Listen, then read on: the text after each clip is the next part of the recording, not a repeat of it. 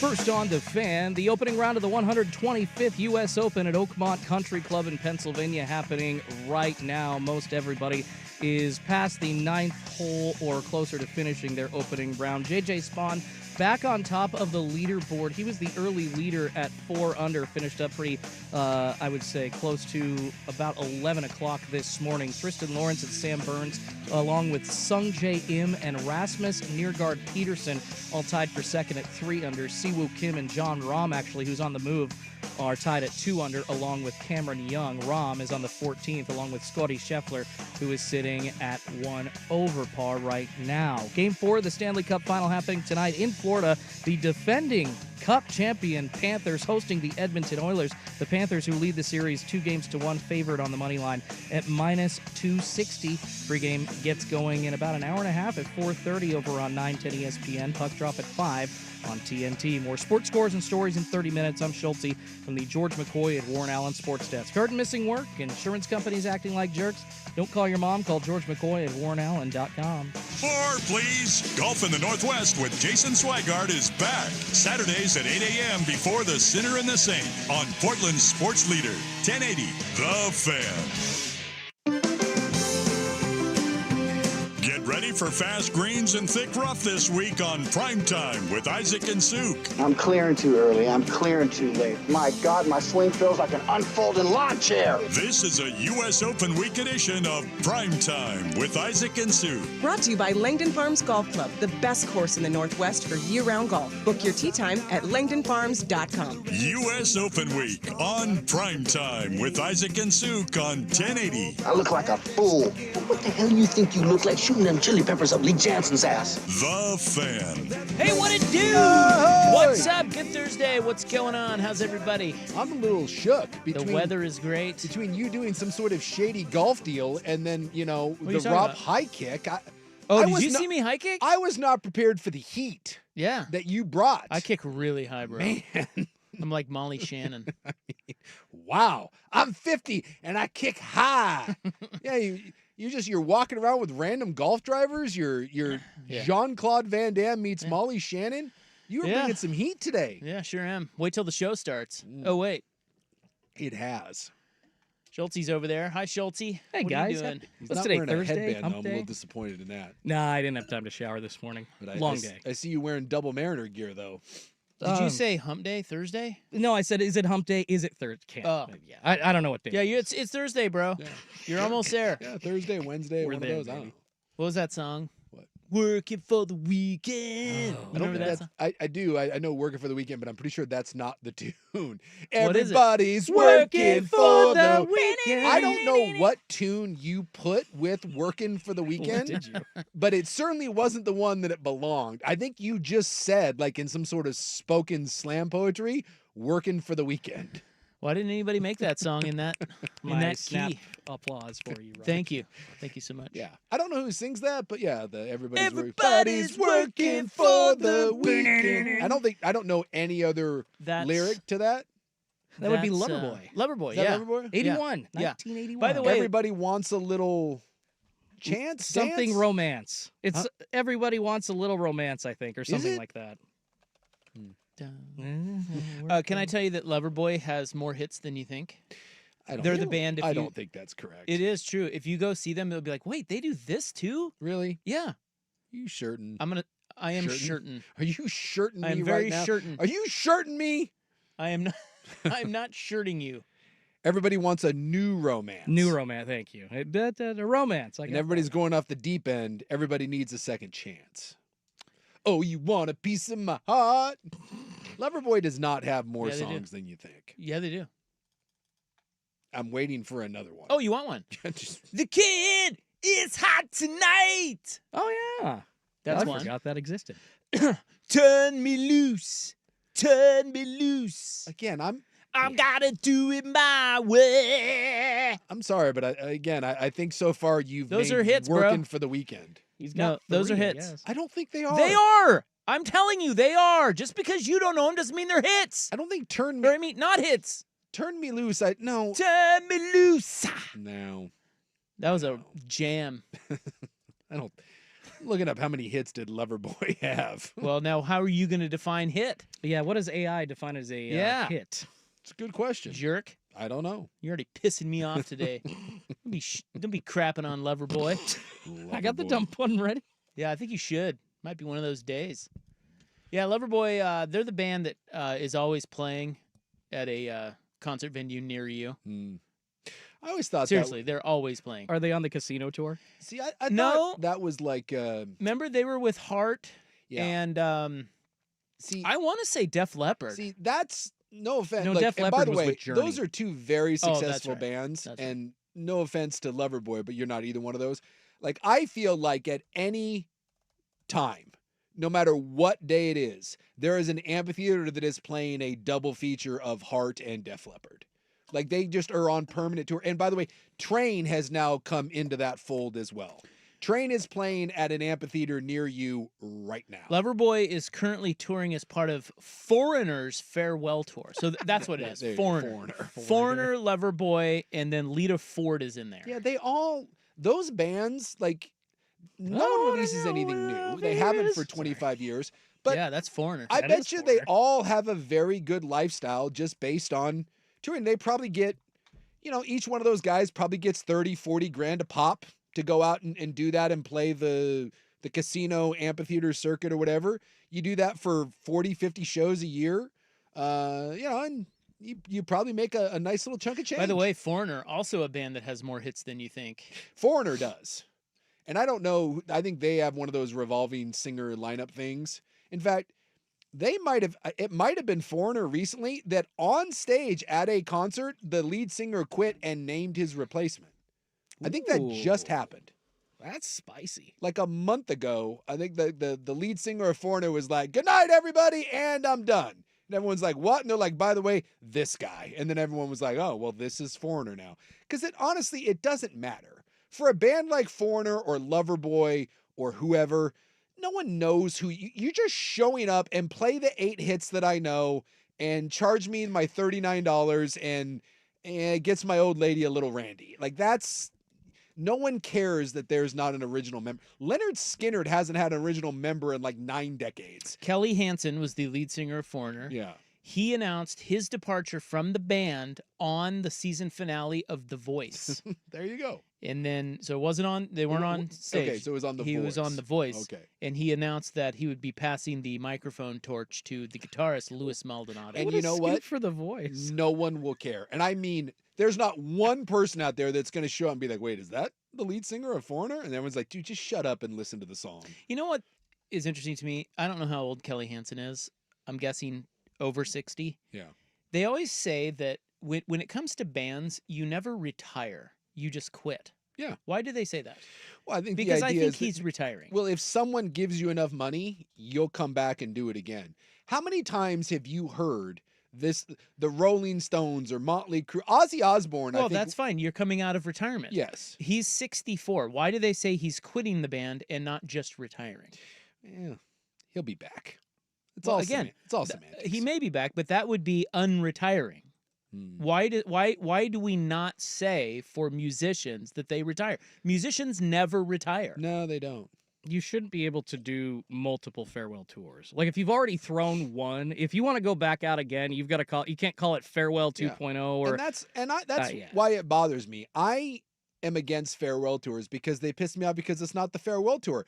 Hand to God, I saw Motley Crue on a farewell tour, and I think they played at the amphitheater. And I saw them on a farewell tour. Like 9 months later, 9 or 10 months, they were back in Portland on a different tour. Like, no. Like, if you're gonna do a farewell tour, you have to wait like 5-6 years and be like, we're back. You can't come around less than a year later and be like, "Hey, by the way, remember that farewell tour? Nah, psych, we're back." Like, you remember they were like, Mick Mars was like, he's got some sort of spinal condition, and they were like, he's their guitar player, so they were like, "Hey, once he's done, we're done." No, a year later, because someone went to him and was like, "Hey, dude, we can probably play some more dates and give you guys a couple extra $1 million. And Fat Vince Neil's like, "Well, I need to go to buffets." And they're like, "All right." And then they're back out there again. It's disingenuous. Don't call it a farewell tour. Just call it a see you later tour. Hey, we'll be back in a little bit. Don't do the farewell thing. Turn Me Loose reached number 7 in Canada and number 35 in the United I States. love how you're now going to the Canadian charts to justify hits. Again, 35 in the United That's States. not a hit. That is absolutely a hit.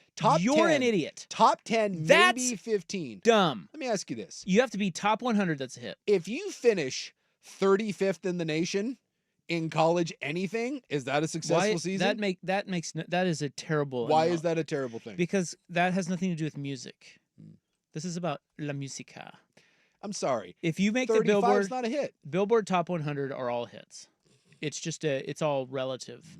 It's like if you're 95, that was kind of a hit, but if you were 1, it was a jam. I want to know You what know? Love is a hit.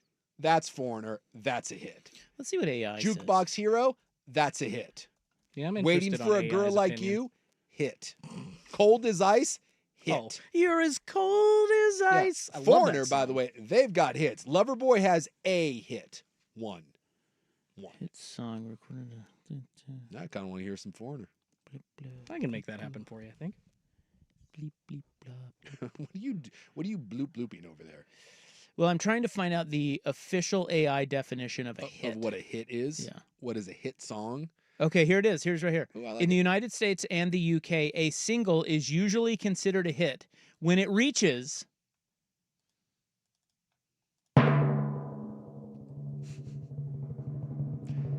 Attention. It's palpable. the top 40. Ah! Therefore, That does make sense, like the Billboard Top 40. Turn Me Loose is a hit. Boy, you weaseled under that one. Well, at least we have a definition, and it's not the big souk Oh. moving the goalpost I'm definition. moving the goal.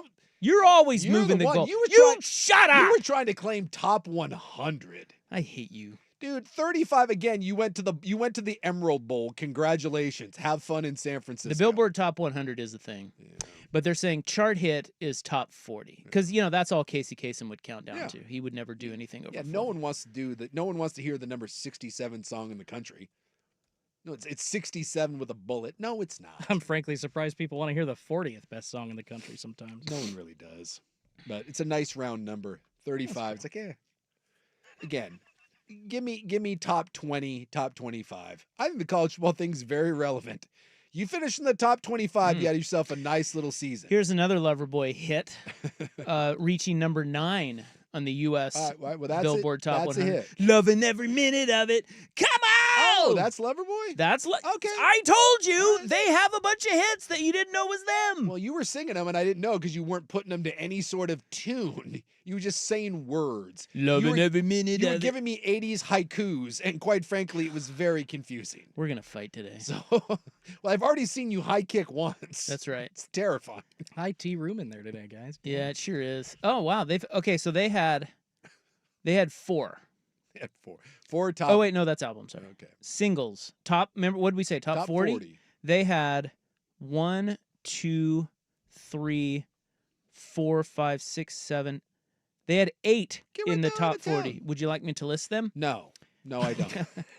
They had. let Well, I'm me going to s- list them anyway. Let me state for the record, so please, for the love of God, do not list them. I apologize to Oh, Loverboy and Thank all you. their fans. Hey, thanks. That's all we needed 8 out of you. top 40 songs? 8, yeah. That's legit. Yep. And a couple more that barely missed the cut. But I'm just going to go ahead and I think Loverboy deserves it. We had a song called Notorious, Sure. Heaven in Your Eyes. Why not?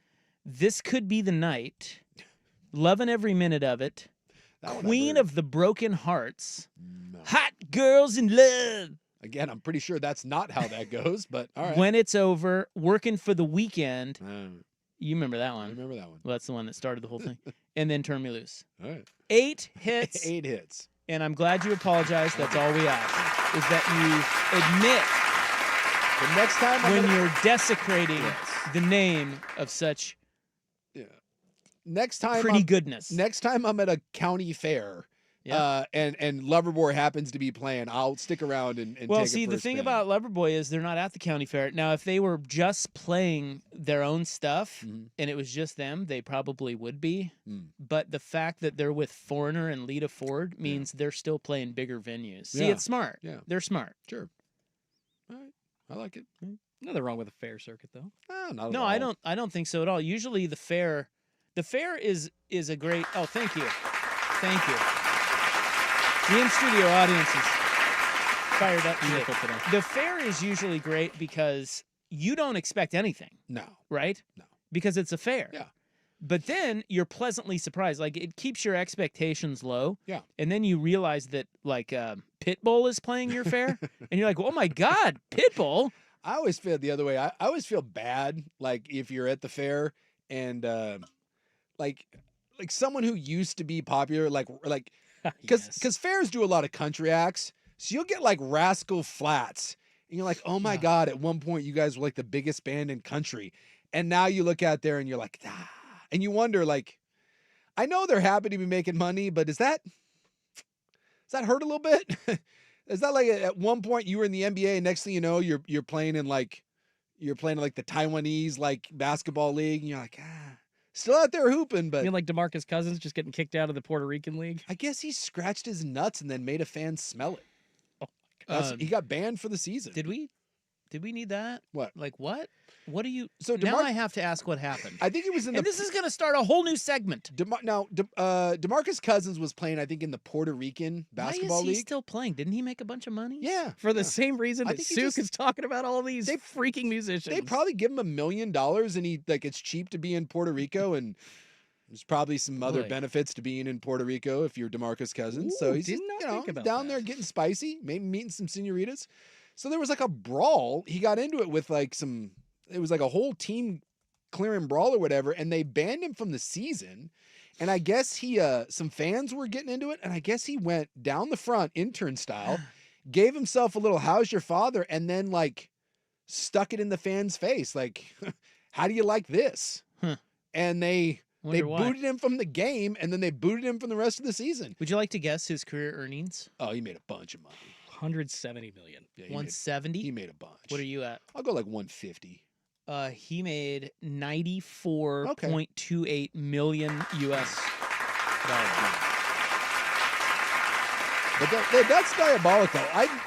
Of all the things you could do in a fan, like when a fan comes down and starts heckling you, making him smell your famunda. I mean, the man's an innovator.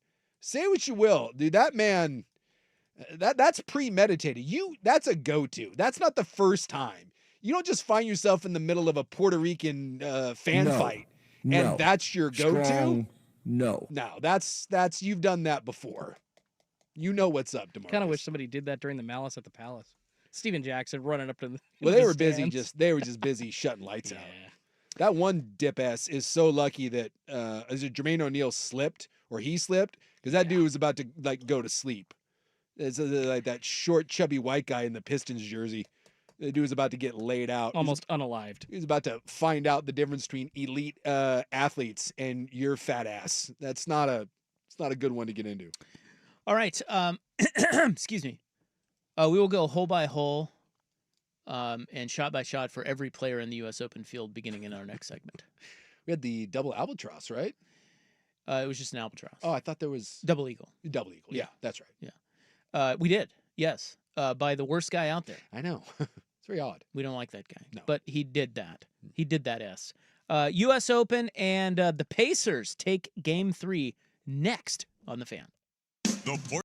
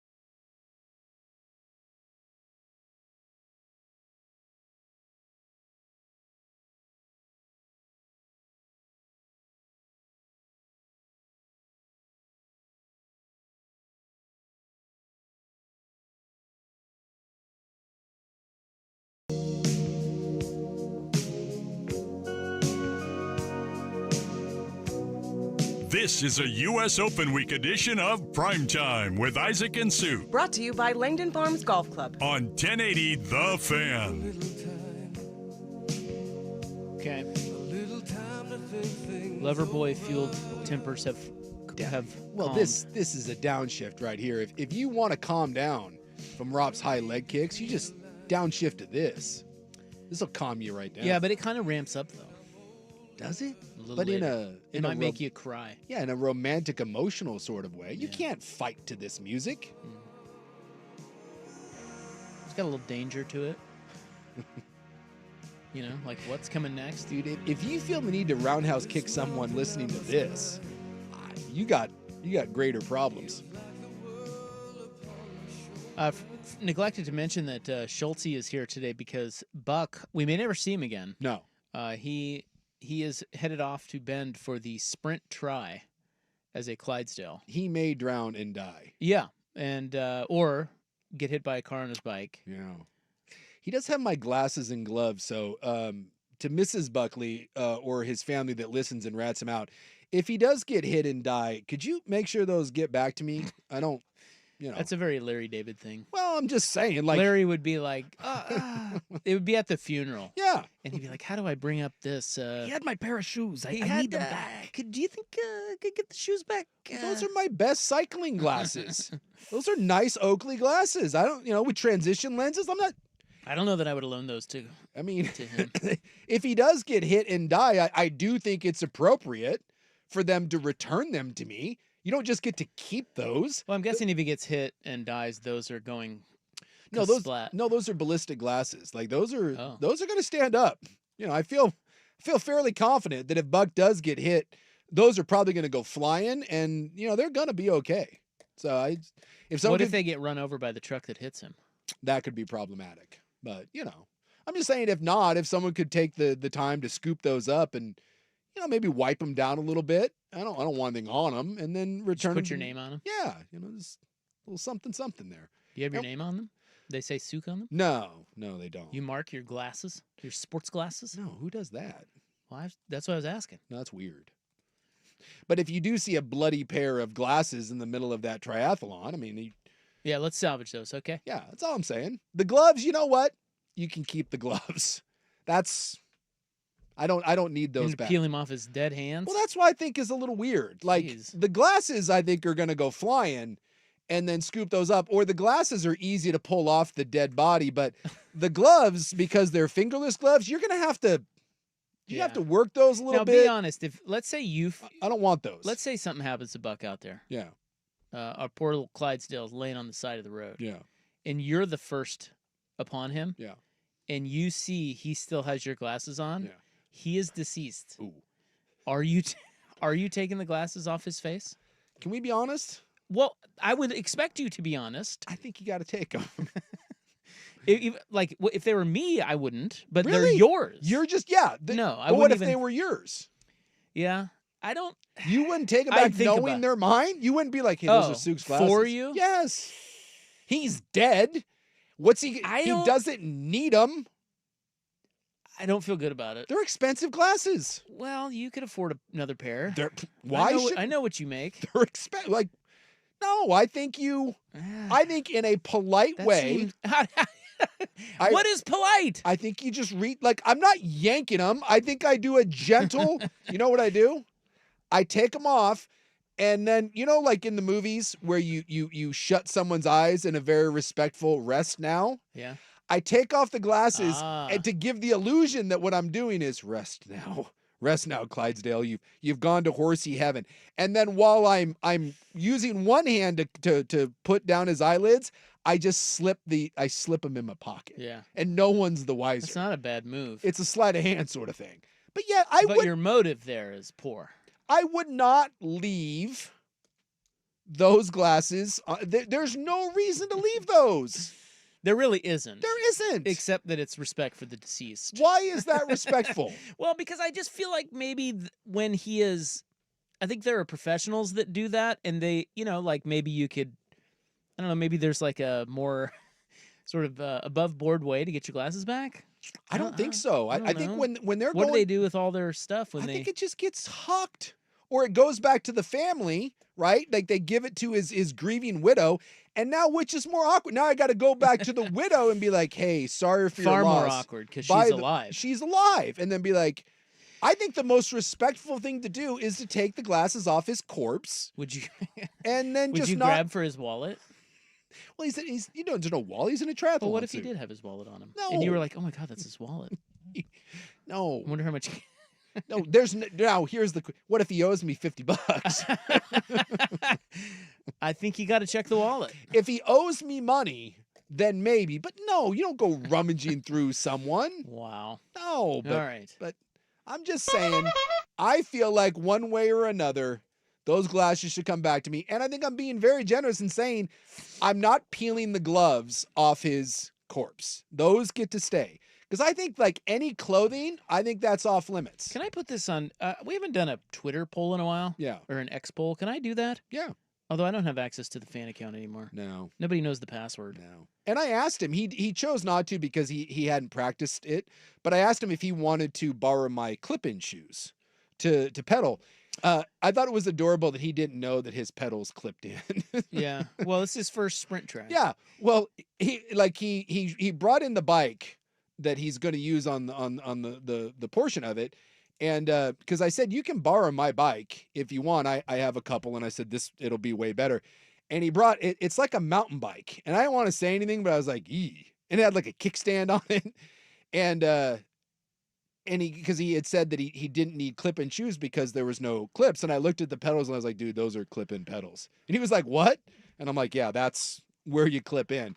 So we decided to not go with the clip-in shoes because he had never done it. And, you know, Yeah, I was isn't like, that weird? it takes a little getting used to, but it's it's a game changer if you're cycling. Why? Because when you're pedaling and you don't have clip-ins, you're just in shoes, you only are pushing down on the pedal. But when you're clipped in, you're pushing down with one leg and you're getting to pull up with the other. So you have twice the efficiency. You're using both parts of your leg. Wow. So if you have clip-ins and someone else doesn't, you will dust the person that is riding flat-footed. Really? Yeah. Okay. So I offered. That would be weird if you're going over and you can't get your feetsies out of there. You have to learn. You can't. You can get them out of there? Yeah. You turn sideways. Oh. So you have to learn to turn your foot to Quickly and slip it out and of to there? slip it out, and it pops out. And I asked him, and he thought about it, and then he decided that he wasn't going to because he just, he's like, I've never done it, and so he's like, I'm not trying to. Yeah, he's not trying to break records out No, there. so we're like, fine. And I said, don't worry about it. But that's the greater one. So glasses, I'm 100% taking off his course. The gloves, I'm leaving. The question becomes the shoes. What if he was wearing my shoes? That's more awkward because I taking shoes off a dead man is weird. Yeah, I don't think. And what if it's still stuck to the Yeah, I think you just leave it. I think the shoes you leave. Just leave it. Yes. You can sacrifice a pair of shoes. God. Will Ortner all of a sudden in there, everybody. Oh, wait, no, he's not. What? Wait, I just looked over there and there was Will, and now it's. I'm doing the last update at 3:30 Oh, okay. before I leave because he's writing his right Taking now. shifts. Shift sir. change. Shift.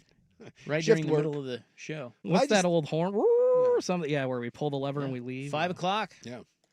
All right. I just thought in my head that would be the most awkward thing is someone removing shoes off a dead body. I think that would be the ultimate awkward. I was just trying to think of what could be more awkward. Well, the wallet would be more awkward because we know what you're doing. I don't think so. I think the wall is less awkward Why? because you could go down the road of Who is this? who is this or whatever. What sort of explanation could you have for unclipping, turning someone's foot to get it out of the pedal, and then removing a pair of shoes off a dead man on the road? Yeah, you're stealing those. You're shoes. stealing the shoes. Yeah. And then I have to explain to The people shoes cost a lot of money. those are again the shoes. No, they're mine. They're my shoes.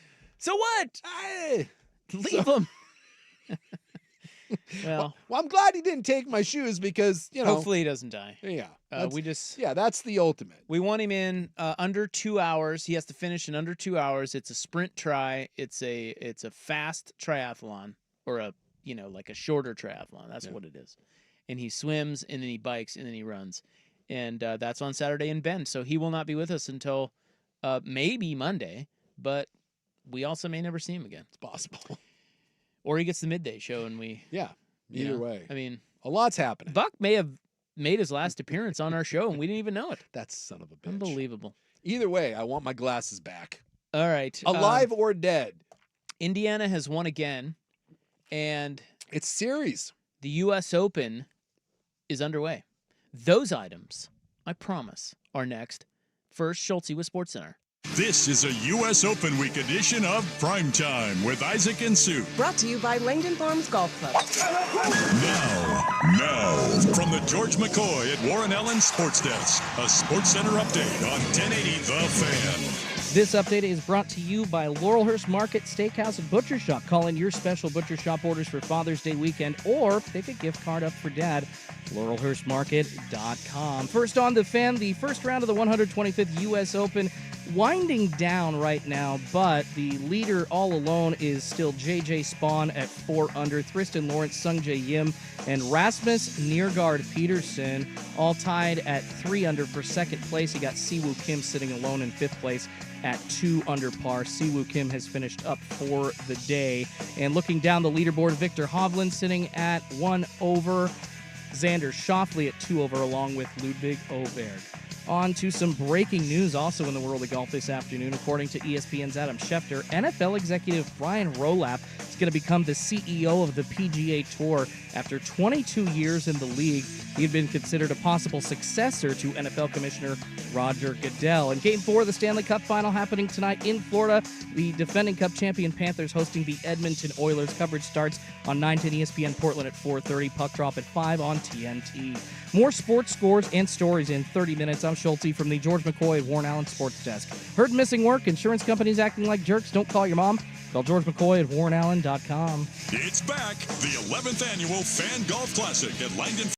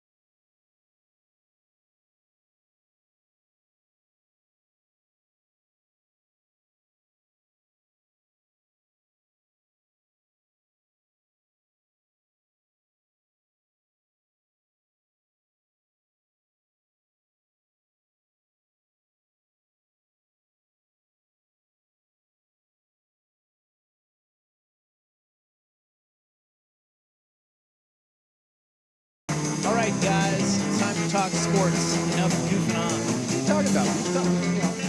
Enough goofing off. Clydesdale sprint try, whatever. I mean, that's sport. Excuse me. Will Darkins, Hey, Will Ortner. Darkins, everybody. Whatever happened to Will Darkins? Will Ortner. He just had a kid. Did he? Didn't you congratulate him on being a #girl dad? I did not. Didn't know he had a kid. So congratulations He's to got Will 2 of Darkins. them. #girl dad. And Will Ortner is now in for Schulte, who was in for Buck. Yes. Musical chairs. I think this is our last producer of the day. And then I think No, there's another one. I think Schulte's back tomorrow, maybe. Is he? I don't know. I don't know. Who knows? Friday. Yeah. Stuff's happening. It's tough around here. Yeah. Well, the Pacers won last night. Yeah. My Pacers win again. And kind of won in. They look good. Yeah, kind of. I mean, it was going away. They bitch slapped him in the fourth quarter. Yeah. Well, and the bench. Yes. I mean, T.J. McConnell gets my vote for the player who looks least like he should be on an NBA floor, but he holds his own. Yeah. Well, Mathurin and McConnell were. Yeah. I mean, They they were were great. 2 of the biggest reasons they won that game. They were great. Did you know that Tyrese Halliburton? You know him? He's their star I player. am familiar. Yes. Did you know that he has not shot a free throw in this series? Isn't that wild? Really? Yeah. I will say that last night, and they talked about this even in the Eastern Conference playoffs. I thought they let some whistles go last night. I Yeah. mean, there was some rugged physical play, and I thought Oklahoma City, which is weird because Oklahoma City will mug you. And, they play such an aggressive form of defense. I mean, go back to the Nuggets series. They basically molested Jokic that entire game 7, and no one called the foul. And I thought last night Indiana stuck it back in Oklahoma's face. I thought they beat him up. Poor Chet, a.k.a. Hans from the Burbs, dude, that guy was getting shoved all around, including the one play where he got his 3-point shot blocked and then went to the rim and got sent on his ass. And they didn't do anything. They had the foul on Caruso that they didn't call a flagrant. Indiana bullied Oklahoma City last night, and I get that's a young team. I just expected at this point Oklahoma City to handle it better, but they got bullied and pushed around. I think Rick Carlisle is absolutely demolishing Diagonal. Yeah. And I feel like I think we all were kind of looking at the 2 Oklahoma City home games and going, maybe Indiana stole one of those and Sure. the better team is Oklahoma City, they'll win. Yeah. But now, last night's game, it's like, wait a second. Yeah, it's a series. Well, it's not just a series. Yeah, it's Oklahoma City better win game 4. Yes. And if they don't, I think they're toast. Indiana has that look, man. Yeah. They just, I don't know, they know how to play them. They have the better coach. They've got guys everywhere. They got guys who can knock down threes, guys coming off the bench, providing sparks, Halliburton's magic. I mean, they're just, I don't know, Oklahoma City looks, as good as they are, they look like the young team. Yeah. Well, that's what last night was the first time that I really looked at Oklahoma City and was like, dude, you're melting in the moment. And I get they had the blown lead against Denver and now they had the blown lead against Indiana, but they responded in big time fashion on both those, ended up blowing out in game 2. So I knew there'd be growing pains. I just thought this game 3, when it's 1-1 like that, it's such a huge game.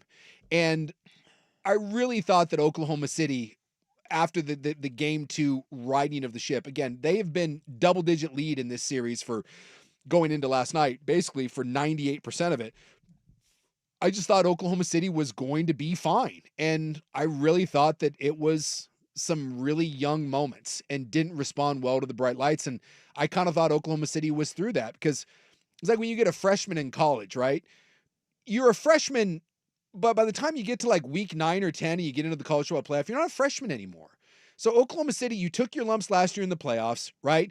You got forced into a game 7 against the Nuggets, who were a championship team, and you responded. You breezed through Minnesota. That young stuff should be out of your system by now.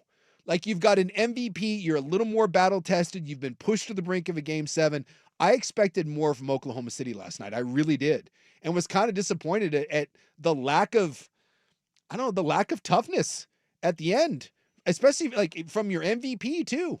I think Shea was 1 for 3 in the fourth quarter. And I get that Indiana was throwing a lot of traps and getting the ball out of his hands, but you got to be bigger in those moments. When do we get game 4? Do we have to wait till next Tuesday? No, I think just because there's no tomorrow? travel day, I think it's tomorrow. They're going tomorrow. I think they're going tomorrow, which thank God Great. that we're not having to have multiple days in between. All right, let's check the leaderboard at the United States Open of Golf Championship next on The Fan.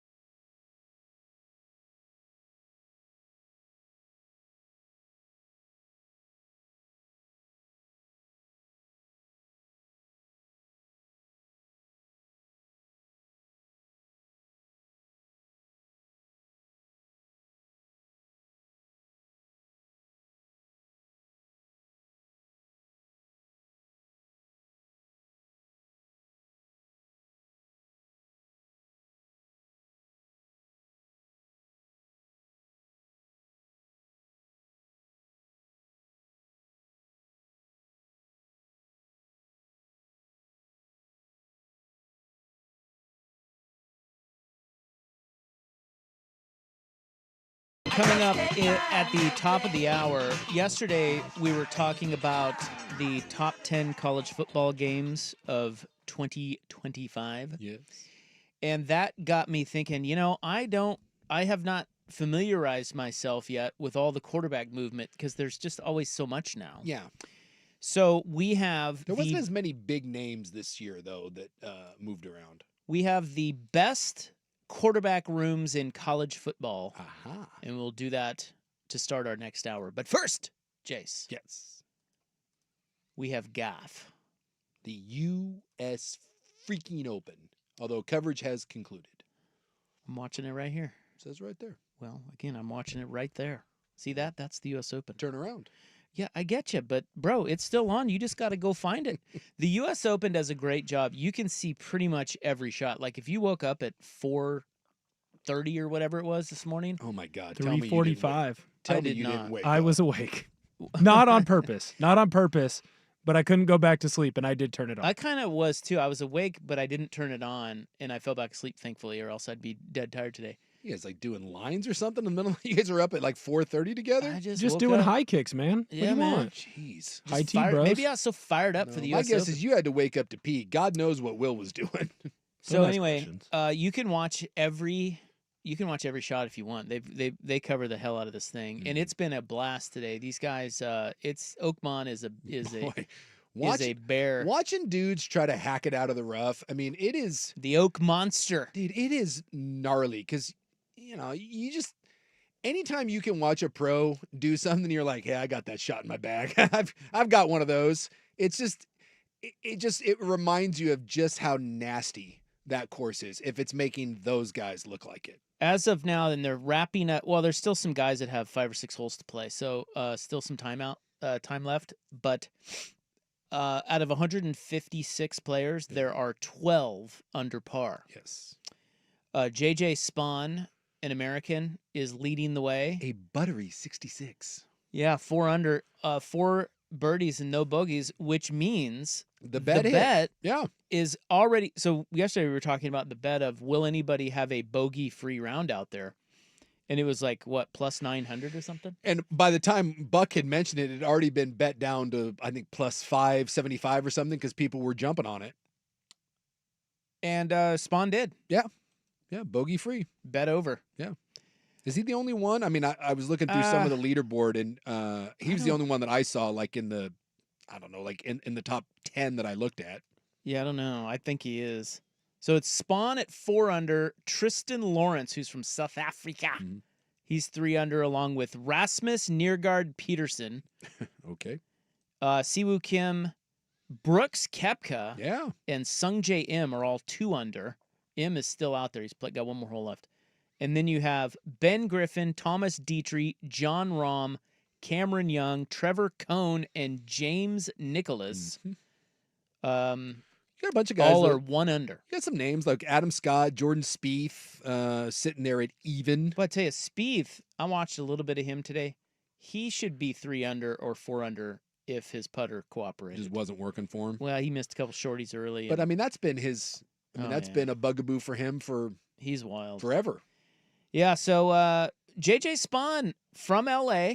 Not familiar with Spawn's JJ work? Spawn's work.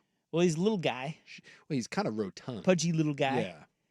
But he's from LA, and as the story goes, his mom was an avid golfer to the point where she got a doctor's note to allow her to walk with him while she was pregnant with him and play golf up until the 8-month mark. Really? Yeah, she was that into golf. Wow. It worked. And apparently Spawn started playing early, but never had a lesson. It was one of those self-taught guys. Never really recruited out of high school. Went to San Diego State and went on to the Canadian Tour, and he's found his way all the way to the top of the leaderboard at the U.S. Open. He's a hell of a player. Yeah. And so, we'll see if he holds on. But hell of a round. Yeah. Because it was tough out there. Absolutely. We had an albatross as Patrick Reed on number 5. That is a 2 on a par 5. The old double eagle. 286 yards out, he dunked it. Yeah. Even though he's an ass and no one likes him, an incredible moment.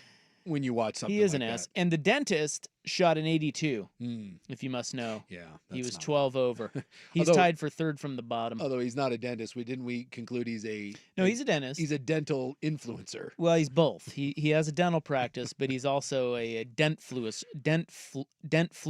A dentfluencer? Yeah, he's that Yeah. because he's like a consultant or something. But he's also a dentist. I guess apparently people were pissed off that they couldn't see him for their teeth cleanings this week, but he had to cancel. Yeah, I'm a little busy. Did you see that ninth green? I don't know how much you watched today, but I was in and out. the ninth green was it's shared with the practice putting green. It's so big that on the back half of it, guys are practicing putting, And then on the other half, and on the other half, they're playing in the tournament. They said that green can fit 4 full-size basketball courts. good Lord. Oh yeah, I'm seeing it here. Yeah, and there's they just have like an imaginary line that says practice is allowed. There really isn't I mean, I don't No. know what would happen if a ball. I mean, those guys aren't going to hit it all the way back there, but No. I mean, if they did, I don't know what. I guess they just play it. Yeah, you play it as it lies, right? You just move some people. It's not OB though, is what I'm saying. No, because it's just like you said, it's just in the back half. Well, you ever playing at like a place and someone slices one into the driving range? You have to kind of look. You're like, everybody, Yeah. hold on. Portland Golf Club famous for that. I don't know if you've ever played there. Royal Oaks has that a little bit. Yeah, where Oaks has You that. can hit it into Yeah. the driving range. You have to kind of look and be like, Make sure no one's hitting am I and right? wave and then go hit your ball. Yeah. Dude, that is I'm looking at some of the photos and it's kind of hilarious because you don't really see it unless you see the aerial shot. But yeah, it's weird It's to see someone enormous. reading the green and then, Yeah. Other guys just over there. just over there milling around, getting ready to hit. Spawn, by the way, is the guy who lost to Rory at the Players in the playoff. I don't know if Oh. you remember that. I do remember He that. got I into did a not playoff. know that was Mr. Spawn. He's having a nice year. Yeah. Koepka surprisingly 68 out of nowhere. That's interesting. Yeah. Of course, I'm rooting against him. What do you have? Is it just a live thing or do you No, just... I have a bet against him. Oh. I have a head-to-head bet that I'm losing now that he shot a 2 under. Oh, someone Yeah, I've got him. I think I've got Fitzpatrick against him, mhm. and I took Fitzy. He didn't play well. Sorry about that. Yeah, Yeah, it it's happens. early. Yeah. It's early. Well, I mean, that's the weird part about the US Open. I mean, it's not weird, but dude, you can shoot a 66 and then go out tomorrow and he's fully 100%. capable of going out and shooting 75 the next day. 100%. There's a bunch of guys, like DeChambeau's 3 over. Yeah. Fleetwood, Wyndham, Clark, Rory are all 4 over. If they have a good day tomorrow, they're Yeah. back in it. Yeah, But they're Schauffele's also +2. if they have a Ludwig. bad day, they Yeah, might you're miss done. the cut. Yeah. So pressure's on. Yeah. Bitch. Always enjoy that. Scotty Scheffler 3 over. Now officially on both TVs, coverage Has concluded. has concluded. There is no more U.S. Open. We have as to go correct. back to baseball. Dude, bad news out of Major League Baseball today. Why? Well, Your Mets lost? no. We swept the Nationals in a series, but the best pitcher in baseball, the Japanese sensation, the real one, not Otani, that fraud. Yamamoto? The real one, not the fraud. Kodai Senga? There you go. What happened with him? Dude, he pulled the hammy today, and Oh, no. they gathered around, like they came in from the outfield, and now I'm all worried about it. Like when teammates gather around you, I don't like it. It's very.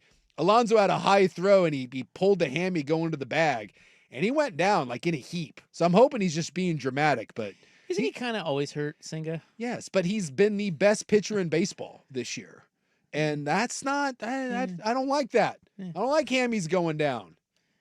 All right. Very nerve wracking. What are the best QB rooms I don't like in your college football? I don't like your lack of concern right now. We'll get to that next. And are the Ducks on it? Hmm. Hint? They're Yeah. not. Oh. No, they're not. At least not this year yet. That's next on The Fan.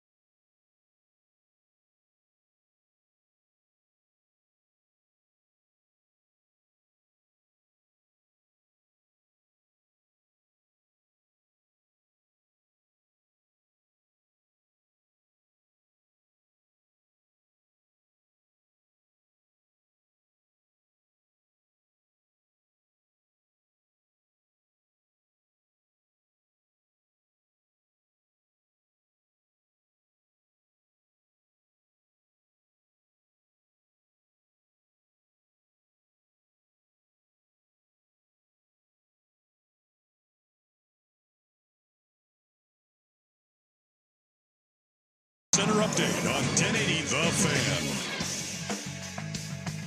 First on The Fan, Game 4 of the Stanley Cup Final is happening tonight in Florida as the defending Cup champion Panthers host the Edmonton Oilers. Panthers, they're up in the series right now, 2-1. They're favored on the money line at minus 260. Pregame is going to get going over on 910 ESPN Portland at 4:30. Puck drop at 5 p.m. on TNT. The Indiana Pacers took a 2-1 series lead in the NBA Finals last night. They had a 116-107 victory over the Oklahoma City Thunder. Benedict Mathurin, he led all scorers with 27 points off the bench for the Pacers. Game 4 is tomorrow night back in Indianapolis. Good news for the Seattle Mariners. They've lost 11 of their last 14 games. However, outfielder Luke Raley is making a rehab start tonight in Tacoma. He's missed the last 6 weeks with an oblique strain. More sports scores and stories in 30 minutes. I'm Will Ortner from the George McCoy at Warren Allen Sports Desk. Hurt and missing work, insurance companies acting like jerks. Don't call your mom. Call George McCoy at WarrenAllen.com. The inside story on the Blazers.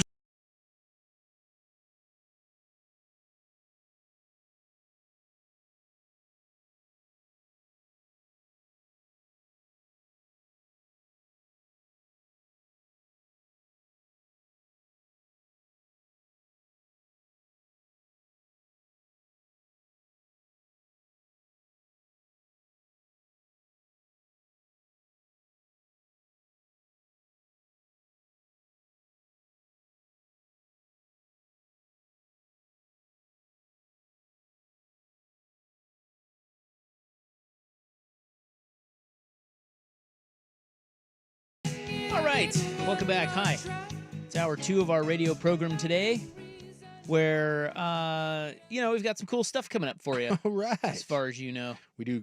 We like cool stuff. I was going to present you with a list Okay.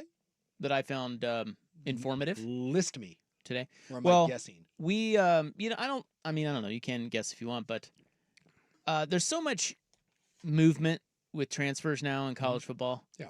That it's just kind of hard to keep up.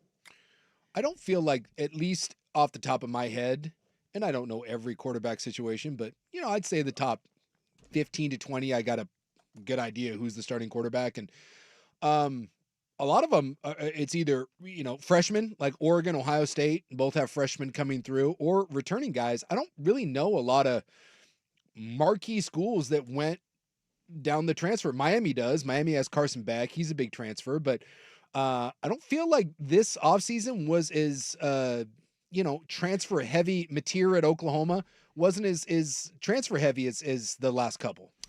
So these are the top 10 best QB rooms entering the 2025 season. Now, so it's not just starters, it's the whole room. And that's all I could go off of as starters. I can't. Yeah. I'm not going to pretend to know who the backup quarterback at Florida is, but DJ Lagaway is. I'm assuming that Florida is up there, because if you have a returning quarterback, I'm assuming that gives you a big leg up in the quarterback room when you have a starter. And then I would assume every one of those schools that's a top 15 school probably has a 4 to 5 star kid that's sitting on the bench waiting to be the guy. Just off the top of your head, who is the best returning quarterback in college football? Well, you're probably, people are going to say Arch Manning, which makes no sense to me. Texas not on the list. Good. Finally, someone with some sense. And this is, by the way, from Pro Football Focus. Okay. So returning guys, you're going to have Jennings at SMU, who was a playoff quarterback. He was good. You're going to have Levitt at Arizona State, who was a playoff quarterback. Yep. You're going to have Aller, who was a playoff quarterback. Yeah. I'm trying to think of who else that's coming back. I mentioned Lagaway. Klubnik at Clemson. Klubnik's a big one. Is coming back. The Iowa State kid was pretty decent. Beck or Rocco Becht, thank you. Yeah, he was pretty decent. Is he back? I believe so. They're not on here. Sellers, the South Carolina kid, they damn near made the playoff. I thought he left. No, I think Lenore Sellers is back. Is he? I'm fairly certain that he didn't go anywhere, and that was a borderline one. I'm trying to think of, and then we mentioned Carson Beck. Are we missing? Yeah, you're missing one. One big one. I'm missing one big one. Yeah. Ohio State. Some may think he's the best returning quarterback in the country. Oh my God, who am I? Because Ohio State's got a new kid. They're going with the is it Sayan or whatever? Yeah. Ty Simpson at Alabama, who's Notre Dame's got a young guy. Who the hell am I missing? Let's go on this journey together. So they have Texas as honorable mention. Okay. Expectations are through the roof for Arch Manning. Mm-hmm. Behind him, you have a pair of former 4-star kids, redshirt freshman Trey Owens and true freshman KJ Lacey. Okay. Each were top 20 QB recruits in their high school classes. Okay. Number 10 is Ohio State. Yeah. There is redshirt freshman Julian Sayin. He's the favorite to start, but we don't know yet. No. He was a top 10 overall recruit in 2024. And he's a guy like some recruits you've heard of. And again, I'm not completely dialed into recruiting, but he is a name that you heard on the recruiting trail. You also have a top 4 recruit from the 2025 cycle. He's a true freshman, Tavian St. Clair.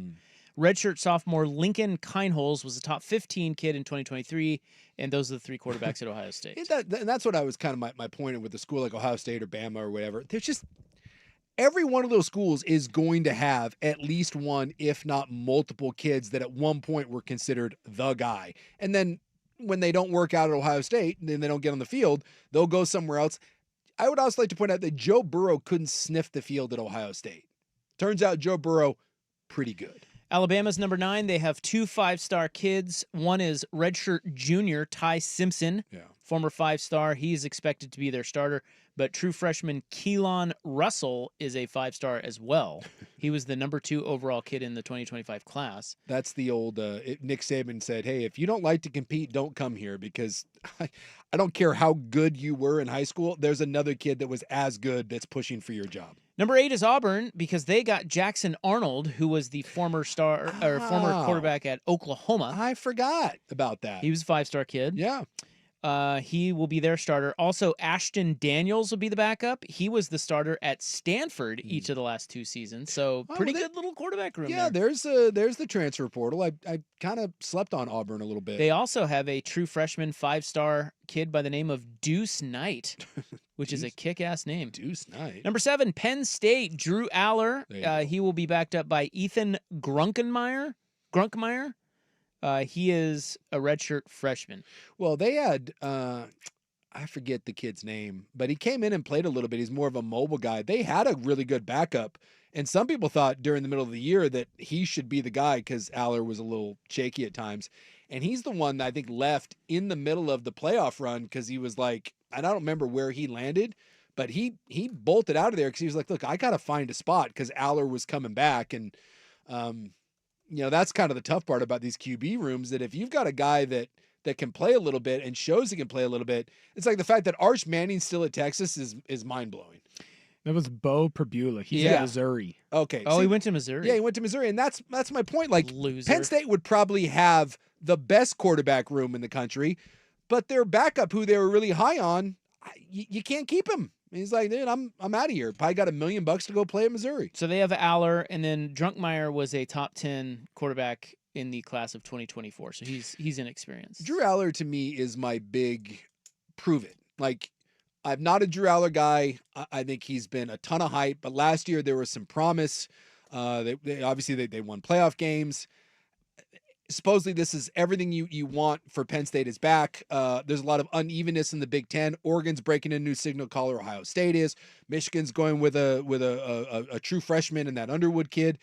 Everything is set up for Penn State, and you get Oregon at your place. It's time for Drew Aller to have some big balls and go win the Big Ten. If Drew Aller is the guy that people have been talking about for 3 years. I thought he was pretty good in the Big Ten title game. Yes. And I feel like I don't know this to be true, but in my head I think it's true that he was a lot better late last year. Yes, it got better. He got a lot better. I have been on the we're making Drew Aller way more than he actually is, and there's signs of life there. Because he's just been atrocious in big games, but it got better, and now there's no excuses anymore. It's time for him to have the big boy pants put on and go.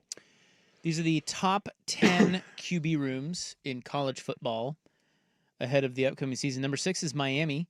They have Carson Beck. Yeah. They will have redshirt sophomore Emory Williams. He's been Miami's backup for 2 years now. Yeah, he's played a little bit. And they also have a freshman by the name of Luke Nickel, Yeah, by the way, I would like who to was a top 15 kid. like to state for the record everything I said about Drew Aller. I would like to pin on Carson Beck. I just do something. I think some of it is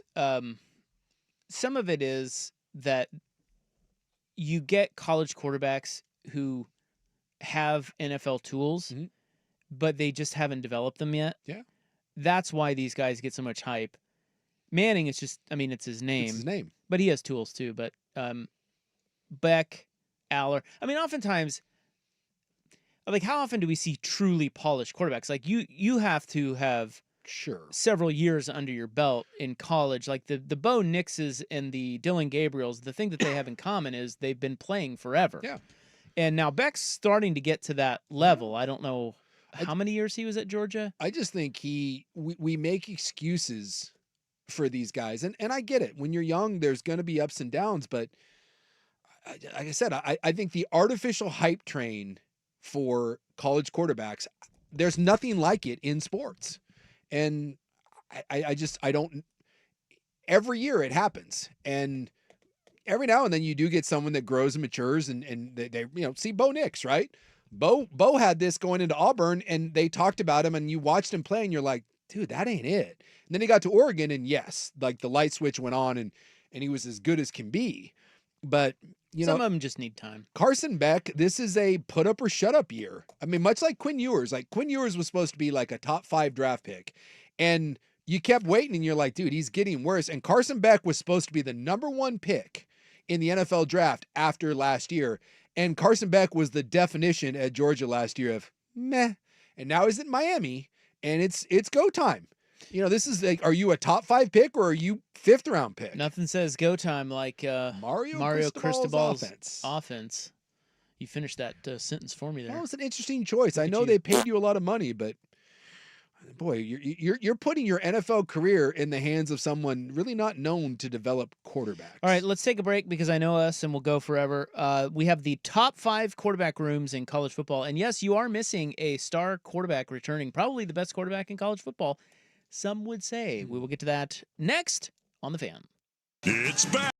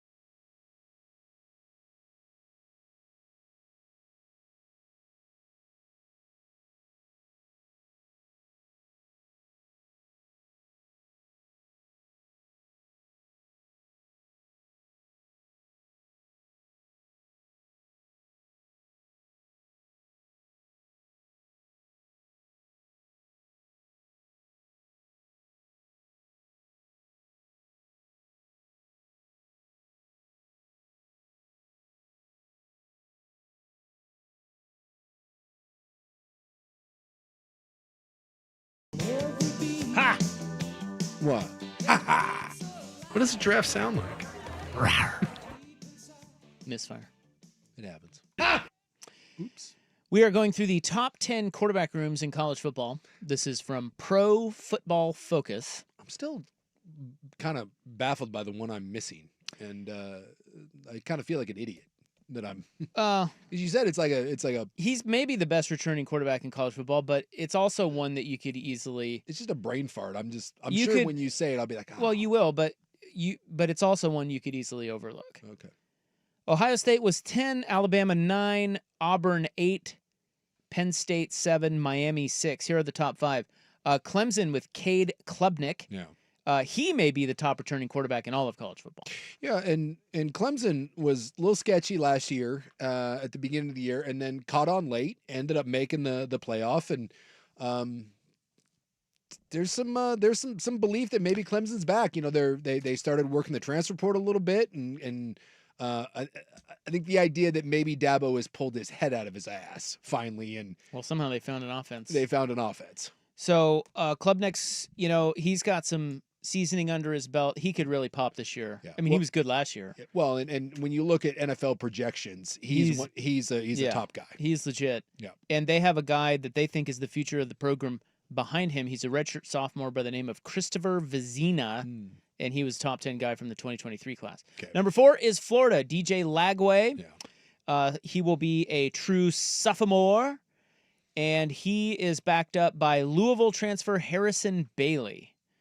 Oh, So they got a little transfer 11 there. they also have Clay Millen, who is back for another year. He was 8th among all FBS quarterbacks in 2022 with a 7.3% big-time throw rate while at Colorado State. All right. Big-time throw rate. I love a big time throw rate. BTT. Well, Lagway was like what? I think he was like 7-1 as a starter, and it's his numbers aren't going to blow you away. I know he had some turnovers, but he's an athletic guy, moves around, and the fact that Florida was able to survive last season, and the fact that he was a freshman, I think a lot of people are saying that Florida does not have diarrhea. That this could be a big bounce back year for Florida. A lot of people saying Sacred Heart has diarrhea. And the top 3 quarterback rooms in college football for the upcoming season, according to Pro Football Focus. Number 3 is Arizona State. Yeah, Sam Levitt's. Levitt's really good. awesome, and he's young too, right? Isn't he a sophomore now? Is he a sophomore? Or is he a junior? I think he was a redshirt freshman last year. He might be. And then they have Jeff Sims as their backup. This is his 3rd year I was because gonna he was say. in Michigan State for a year. Then he was at Arizona State. Yeah. But he redshirted though, didn't he? So it might be It's his third year, so he could leave at the end still. but it might be his 3rd year, but he still could be a sophomore because of the red shirt. So, That's what I'm saying. and by the way, I think he's a sophomore. now, yeah, he's a sophomore. Last year he was a redshirt freshman.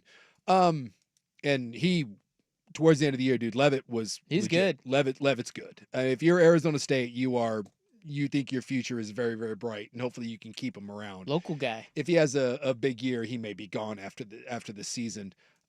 Sims, that's not the Nebraska quarterback, is it? Yeah. That's their backup. Oh my God. Protect Sam Levitt at all costs. Because no offense to that Sims kid, Jeff Sims. but having watched him at that name is burned into my brain. He was real bad at Nebraska. Ugh. But what they're saying about him is he backed up Sam Levitt last year, and he's experienced. He was started at Georgia Tech. Yeah. Then he started game. So he has 26 starts. All right. So the fact that if you need him to come in, he's not an inexperienced freshman. Yeah. Just There's not a lot of programs that are going to have No. backups with 26 starts. I get that. Number 2, SMU, Kevin Jennings. There you go. He is backed up by Wisconsin transfer Tyler Van Dyke. Oh, that's where Van Dyke ended up, huh? They got some money over there at SMU. Yeah, they do. So, I mean, I don't know. I assume that Jennings is the starter, but Yes. Van Dyke's taking a lot of money to be a backup. Jennings is really good, and he came in at the start of the year. Last year there was a QB competition, and so they didn't settle on the QB for a couple of weeks. I know, like when BYU played him, it was the other guy whose name escapes me. But once he settled in, dude, SMU is really good, and I always thought that maybe he was going to be a guy that someone else would lure away, but SMU's got money to keep guys. So I would expect big things out of him this year. So Tyler Van Dyke, Kevin Jennings, they also have a guy by the name of Ty Hawkins who is a 4-star recruit in the 2025 class. So they're looking good. That is a hell of a quarterback room. Yeah. And then number 1, the best quarterback room in college football according to Pro Football Focus is I don't know who I'm missing. the guy you were missing, Garrett Nussmeier and LSU. Legitimate Heisman candidate. They're also rolling out their Mississippi State transfer Michael Van Buren Jr. He was pretty encouraging in his true freshman season. He had to play both Texas and Georgia on the road. Played pretty well, didn't turn it over. And they also have a couple of former 4-star recruits, Juwan Johnson, I think is his name, and Colin Hurley. So they have 4 quarterbacks there. I just kind of forgot about LSU because they came out of the gate and they lost to SC last year. And then they had I want to say they had like a 3 or 4 game losing streak towards the end of the year. And I just you kind of forgot about it. Remember they kept crapping away games late. And I think it was Bama or Georgia, like beat the brakes off. Bama. Milrow ran for like 300 on him. Their defense was really bad. Defense was year. really bad. And so I just kind of, I don't know, it was like out of sight. Like, isn't it weird at a program like LSU? So they won what? They won 9 games, 10 games? 8 or 9. They lost to A&M. They lost to Bama. They lost to USC, and they lost to somebody else. Florida, maybe? I'll pull it up here. Yeah. So they won 9 games last year. And I love, like, you win 9 games and it's like, I'm like, LSU sucked. Like, that's like the sky is falling sort of year for them. Yeah, so USC got them early. And that was the one where everyone just kind of wrote them off. And then they rebounded. They won their next 6. Yeah, and they beat Ole Miss. And then, they had the game against A&M. And Will was right. It was Bama. Bama just boat raced them 42-13. So the Ducks, not on the list. They have, of course, Dante Moore. They have Novosad. They have Moga. Yeah, I mean, Luke Moga. We're assuming that it's going to be... Achilles Smith is there. Junior, right? Yeah. Well, not the old man. No. That would be Achilles Smith Jr. Well, he might be there to watch. Yeah. He's one of those. Does he have any eligibility left? He seems like he's Probably a very... he was pretty good in college. He's a very hands-on sort of dad. I think might be one of those guys. So Oregon not on the list. But you know what? Can I tell you something? Yeah. I want to tell you something. Yeah. That I was reading about the Ducks today, and this kid by the name of Bryson Beaver is Boise. He was committed to Boise State. He's a quarterback. But the Ducks got him to decommit because he came to Oregon for a visit. I just want to point out that the Ducks could eventually have a quarterback room that has Ryder Lyons and Bryson Beaver. So 2 great names. I want to point that out because that would be amazing. That's like a Hardy that Boys belongs mystery. on the list. Names alone. Hey, BYU's going heavy after that Ryder Lyons kid. He's a Mormon. I know. So we're trying to get some My of that. sources tell me that the Cougs have the inside track. Trying to get some of that Mormon Jesus money to go his way. Be like, hey, come here. We'll take care of you. I mean, I would assume that Oregon takes a small step back this year. I just there's a lot of uncertainty, especially at the quarterback position. Or they're going to have to count on their defense a little bit more. Well, but this goes back to whether you're Alabama, whether you're Ohio State. If you're Oregon and you've really elevated yourself to one of those programs, if we're now going to consider Oregon to be a perennial top 6 or 7, 8 program in the country, competing for conference titles, competing for national championships every year, going with an unproven quarterback, it shouldn't be a big deal. Ohio State is going with a kid that we've never seen before. Alabama's going with, now he's been in the program for a number of years, but Ty Simpson's only played in a handful of games. And we don't expect there to be giant growing pains. We expect you to come in, you take over the reins. And so we assume it's going to be Dante Moore, but maybe it's one of the others. Whoever it is, there shouldn't be a giant grace period. Like, you are expected to come in as a young man at a program like Oregon now. And now I'm not expecting you to play Heisman Trophy quarterback, which is what we've seen the last 3 years. And when I say a step back, I think a loss or 2, but when the playoffs are your expectation, that should not change because you have a freshman quarterback or you have a first-year starting quarterback, not at a program where it's loaded. You don't rebuild, reload. You reload. He started at UCLA for a brief period of time, and it was not. How many? Well, but still, that's. It I mean, I wasn't- think it that wasn't great. But that just because it wasn't great doesn't mean it doesn't help them become Yes. better. And I think that matters. Like, I'm gonna look up how many starts he had there. I thought he got started it right here. It's also an easier schedule too. So like aside from the whiteout game at Penn State, you don't run through a murderer's row like you did last year where you had to play Ohio State and Michigan and Illinois and all these teams on the road. Wisconsin, no big bye. So I think that's also going to help them when you don't have to go through a gauntlet like you did last year. That slight step back might not even really be reflected other than like an extra loss. He's played 9 games. How many and- did he start? I thought he was their starter for a while. Wasn't Well, he? I will say of the 9 games, and this is tough because it doesn't say what he started. In the 9 games, one game he threw 12 passes, another one 12, 5, 7. So he played in 9 games, and he played in 1, 2, 3, 4, 5. 5 where he threw more than 12 passes. So I'm just saying that I just 11 think it's, touchdowns, 9 picks, I just think it's good. He is a first-year starter at Oregon, but it's not his but first bowl. he has started college football Yes. games. He has started big games on the road against ranked teams. I mean, Yeah. I think that is important just for nerves alone. And I think Will's right talking about just supporting him, like the run game, the defense. Like the Ducks have it all, and that's going to help Dante Moore. He doesn't have to be Bo Nix. No, I think the last couple of years, you have obviously relied heavily on the most experienced quarterback in college football. And I think with this one, and maybe there's some growing pains and you have to win some closer games. You're not blowing teams out by 40, but you have the best running back in the country in the transfer portal coming in. You have the 2 best tackles that were in the transfer portal. They're both supposed to be first-round picks. You've got an NFL guy anchoring the offensive line at center.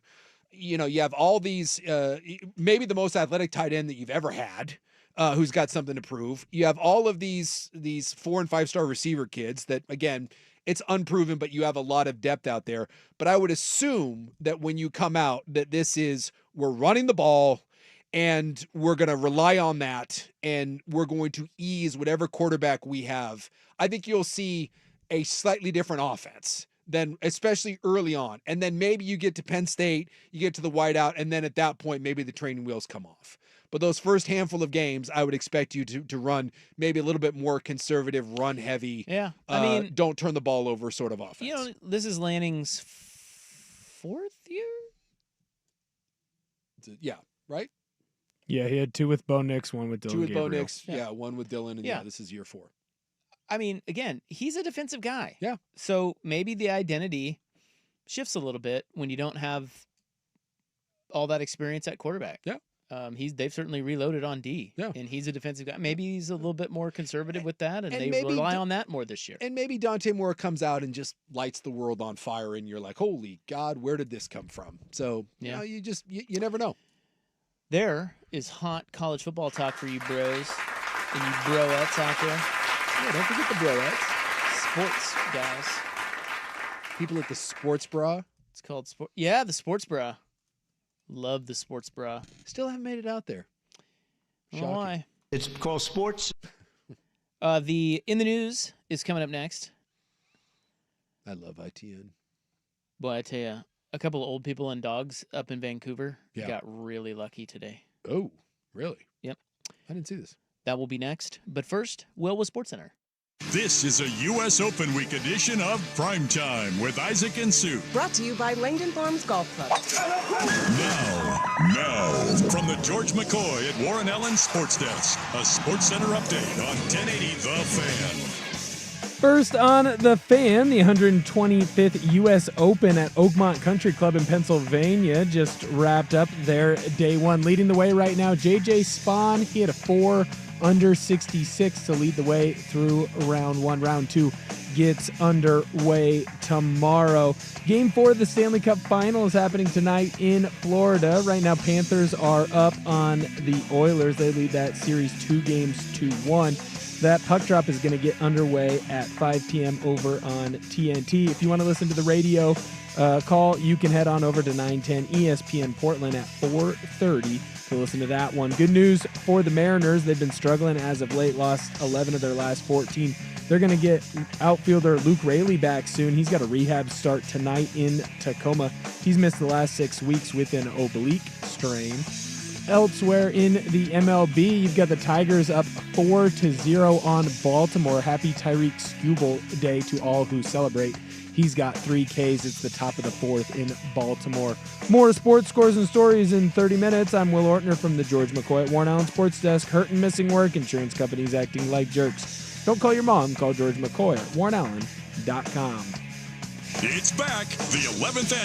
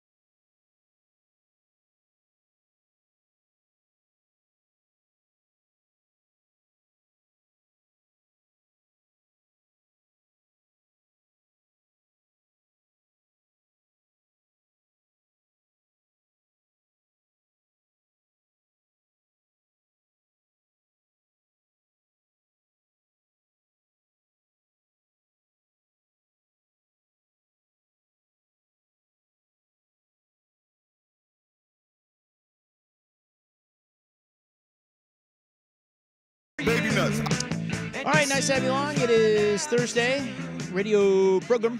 More nice weather out there today, which is great. Good vibes all around.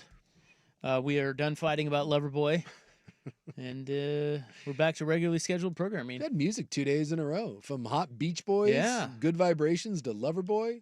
We're a music show now. These two things are slightly different than one another, but, you know. It is time now. Oh, damn it, I screwed it You up. okay? Yeah, I'm okay. Watching this rookie for the Brewers. This guy's supposed to be legit. Mizorowski or something just threw. Is this his first start? Or? Yeah, this is his major league debut. He looks like he's 12, but he just threw it 100 miles an hour on his first pitch. Pretty good.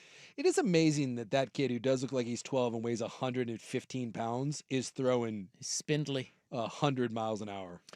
It is June 12, 2025. Time for In the News. I'm your noted newsman. Hello, thank you. Ooh, boy, 102. And can I also say that sometimes when you watch guys throw, it looks like they're putting every bit of their ass into it. This kid is just, it looks pretty smooth. And yet that's 102? Yeah. Good Lord. There he caught up to it. 101. Yowzers. Loser. If he's got a breaking ball, thanks for coming. Well, I would imagine he's not making his major league debut if he doesn't have another pitch or two. You know? Well, yeah, when you throw that hard, if you've got a nice little sweeper or something to go with it, like, I don't know. What do you do when someone throws 102 and then breaks off like 91 and down and away from you? Pray. It's like, Pitchers are really good these days. nothing you can do about that crap.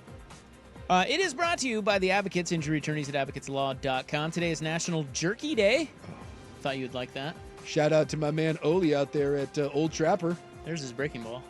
A little cutter. Pretty good. 89. Although Newt Bar laid off it. That guy's name is Lars Newt Bar. I know. What do you think of that? We were talking. He was Lars. Yeah, he was a Red Sox for a while. Was there was something about him we talked about? We did talk about Lars Newt Bar. What was it? There was something strange about Lars Newt Bar that we had a discussion. The oddities of Lars Newt Bar. I forget. I forget too. But before I forget this, hey, jerky people, bring your prices down. My God. I shouldn't have to take out a second mortgage to get a big pack of beef jerky. It's so expensive. It is also Magic Day. No. Magic's free. Magic's free? Well, I mean, you know. Not good magic. Theoretically. Yeah, that's true. I read a big thing on... I like a good street magician, like the sleight of hand stuff? I read a good thing on the great, or maybe not so great, I don't know, David Blaine recently. Yeah. They had a big feature on him and like... He's an interesting fellow. Yeah, it was in GQ. It was a long read. I think it was GQ. But he is an interesting fellow. I did not... Let's just say I maybe underestimated him a little bit as kind of a goob and a, whatever. That's a weird, like... That's it. That's it? All right. Yeah. I mean, it was a pretty good feature. I don't know. Is he interesting? Kinda. I've seen interviews with him. He's a weird guy. Yeah. I don't know that he's all that interesting, but he runs with, like, Leo. I didn't know he, like, ran with Leo DiCaprio and all those bros. Oh, yeah, dude. He's knee-deep in magic scush. He's still out there doing bits. And by the way, Lars Newtbar, while we were talking about, he plays for Team Japan. That's right. That's what it was. Yeah. He didn't look Japanese at all. No, but that was like where we were like, really? And your name is Lars Newtbar and you play for Team Japan? Yeah, because he's of Dutch descent, but his mom, he's got a Japanese mother, and he grew up in California, but so he's not Japanese, but he's got a Japanese mom, so he played for Team Japan because he couldn't make the U.S. team. That's why we talked about Lars Newtbar. Hey, I tell you what, that Team Japan's pretty nasty. Yes. I mean, they got a lot of studs over there. Absolutely. I'd rather play for them. Did they win it? Who won it? Team Japan did. Remember, yeah, because Shohei struck out Mike Trout. Yep. Clark County Fire District, 3 fighters. I'm more of a District 4 man myself, but do you ever look at that on their trucks and stuff? What do you mean? Like, well, where they come from, or? Well, yeah, because like for example, there was a big kerfuffle over here by us today. Mm-hmm. There were like 3 or 4 fire trucks, and then the chief was there and he has his own truck, you know? Yeah. And it says that on there. Yeah. And then it says Battalion 1 or Battalion. I always like to look at that and See be what- like, yeah, see what's where, going- you know, the different. That's why I said I'm more of a 4-man. 3 shows up, I'm like, you know, it's okay, but I'd rather 3 than 2, but kind of hoping 4 shows up. I heard 4's got all the good-looking dudes on it. I heard the studs are on crew 4. They got a good look going though. You know, the Portland Fire, they have the. Well, they wear like the. Well, they wear the suspenders, the but then they suspenders have with the the pants. blue. They have the blue Portland Fire T-shirts. Yeah, yeah. They're kind of hunky. Yeah, it's a good look. Yeah. I mean, if you're into that sort of thing. Fireman butts drive me nuts. I'd like to see some fire women, quite frankly. There are. I haven't seen one. There's fire women out there. I want to see them. They'll let you know. Oh, yeah. They'll tell you first. Trust me. A lot of tattoos. Is that right? Some shaved sides, maybe. A lot of I can lift you up, big guy. Yeah. Softball players? There you go. Really? There's some cute ones. It's a thing. It's a thing. Clark County Fire District 3 firefighters rescued an elderly couple and 2 dogs from a burning home in Southwest Battleground yesterday. Uh-oh. Or Tuesday, sorry. Was that yesterday? What is today? Today's Thursday, so that Yeah. would have been 2 days ago. But get this, they did this because they happened to be across the street at a separate medical call. Oh, well, there you go. So they were treating a patient when crew members heard calls for help coming from outside and saw smoke and an older man leaning out of a bedroom window of a manufactured home. Oh, boy. Firefighters split into 2 groups, with some continuing to provide medical care at the original call and others going across the street to fight the fire. You know, that's why they're heroes. Boy, that is you want to talk about the luckiest thing on Totally. earth? Like, you're an old person, you light your damn house on fire, and you're like, oh my God, someone call for help. And they're like, they're already here. Yeah, they might have died if Yeah. the District 3, is that what? District 3. Wasn't across the street? Yeah. The only thing I this was a number of years ago, but I was walking in the old community where we see the ambulances and the fire trucks there I know. all the time. And I was walking by, and it didn't look like it was a medical emergency, but they had the old lady on the gurney, you know. And they were out there, although she seemed pretty happy. I think a lot of times they like the firefighters to show up. And they were chatting with her and whatever, and someone came from across. I was walking the dog. Someone came from a house across the street and like one up, and we're like, we need you. And so the same sort of thing. There was 2 medical emergencies at the old folks community, just kind of kitty corner to one another. And I thought to myself, I wonder how often that happens, where Hey, while you're at it. Well, yeah, because the one guy was like, hey, I'm not certain if we need you guys or not, but you're here, and can you come take a quick peek over here? And I just thought, I wonder how often that happens in the old folk community, where someone's like, hey, can you just pop on over here and take a quick look at this? My wife's been down for 2 days. Every day, though. I mean, every single day, they're showing up. They entered the burning home. They discovered a second person. An older woman was still inside. They located and removed both occupants, who were passed on to emergency responders for medical care. Thank God. Yeah. And the dogs, right? Yep, got the dogs too. They did suffer from smoke inhalation and other smoke inhalation burns, 2nd and 3rd degree burns. I mean, they were about, it was bad. Gosh. They were about to go. Well, yeah, if they got 2nd degree burns. 3rd degree burns. Oh, 3rd degree. 2nd and 3rd degree. Yikes. That is honestly, that is just someone smiling down on the olds in Battleground. The other thing, you are damn lucky. The other thing District 3 fire crews did is the dogs were both out, and they corralled them. I don't mean they were passed were passed out. They had to revive the dogs. Oh, geez. And they revived the dogs. You know what? I'd like to officially change my stance. D3, bro. I'm no longer a District 4 man. I'm officially throwing my support behind the District 3 bros. Join the Hawkinson crew, man. Is that District 3? Of course. Clearly. Is it? District Yeah. 3. Let's go. Well, we love District 3 in Hawkinson. This was in Battleground. Yeah, but Battleground yeah, and it's Hawkinson kind of are like they're neighbors. Yeah, they're neighbors. But Wow. if you're resuscitating passed out dogs, District 3, you're my guys now. What heroes? And so it begins. That's right. We have a fire. What?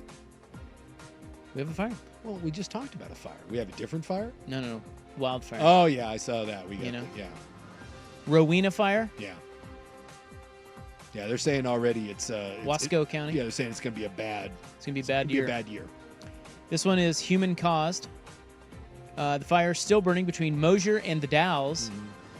It was strong overnight, and they actually had to close Interstate 84 in both directions at one point, but it is now reopened. But 30 is still closed, I believe. Is it? Yeah. Yeah, I said because and depending on where you're at over there, they already have level 3, 2, and 1 evacuation orders. So they're saying it's bad. And the one guy, I guess the guy who was in charge of it was saying that like it's already. He said it was like mid-July conditions. Oh, great! He said it's not good. Yeah, already 20 homes have been destroyed since it broke out. 30-mile-per-hour winds yesterday. Yeah, it's bad. Moving Bad that news. bitch along. Yeah. And the fire is at 0% contained. Not good. Not good. If only my District 3 bros were out there. They'd wrangle this. They'd lasso this fire. Save some animals while they're at it. I always feel terrible. I mean, there's way worse things about wildfires, but I just the wild animal part of it like really gets to me. Just the idea of like everything in that forest that lives there, like they got nowhere to go. Like they're just the idea of like an entire woodland family just being burned out. That gets me. How much is a living wage in Portland per hour? And what percentage of entry-level jobs hit that mark? I'm guessing not enough. That we will have for you next on In the News on The Fan. This is the Fan's Window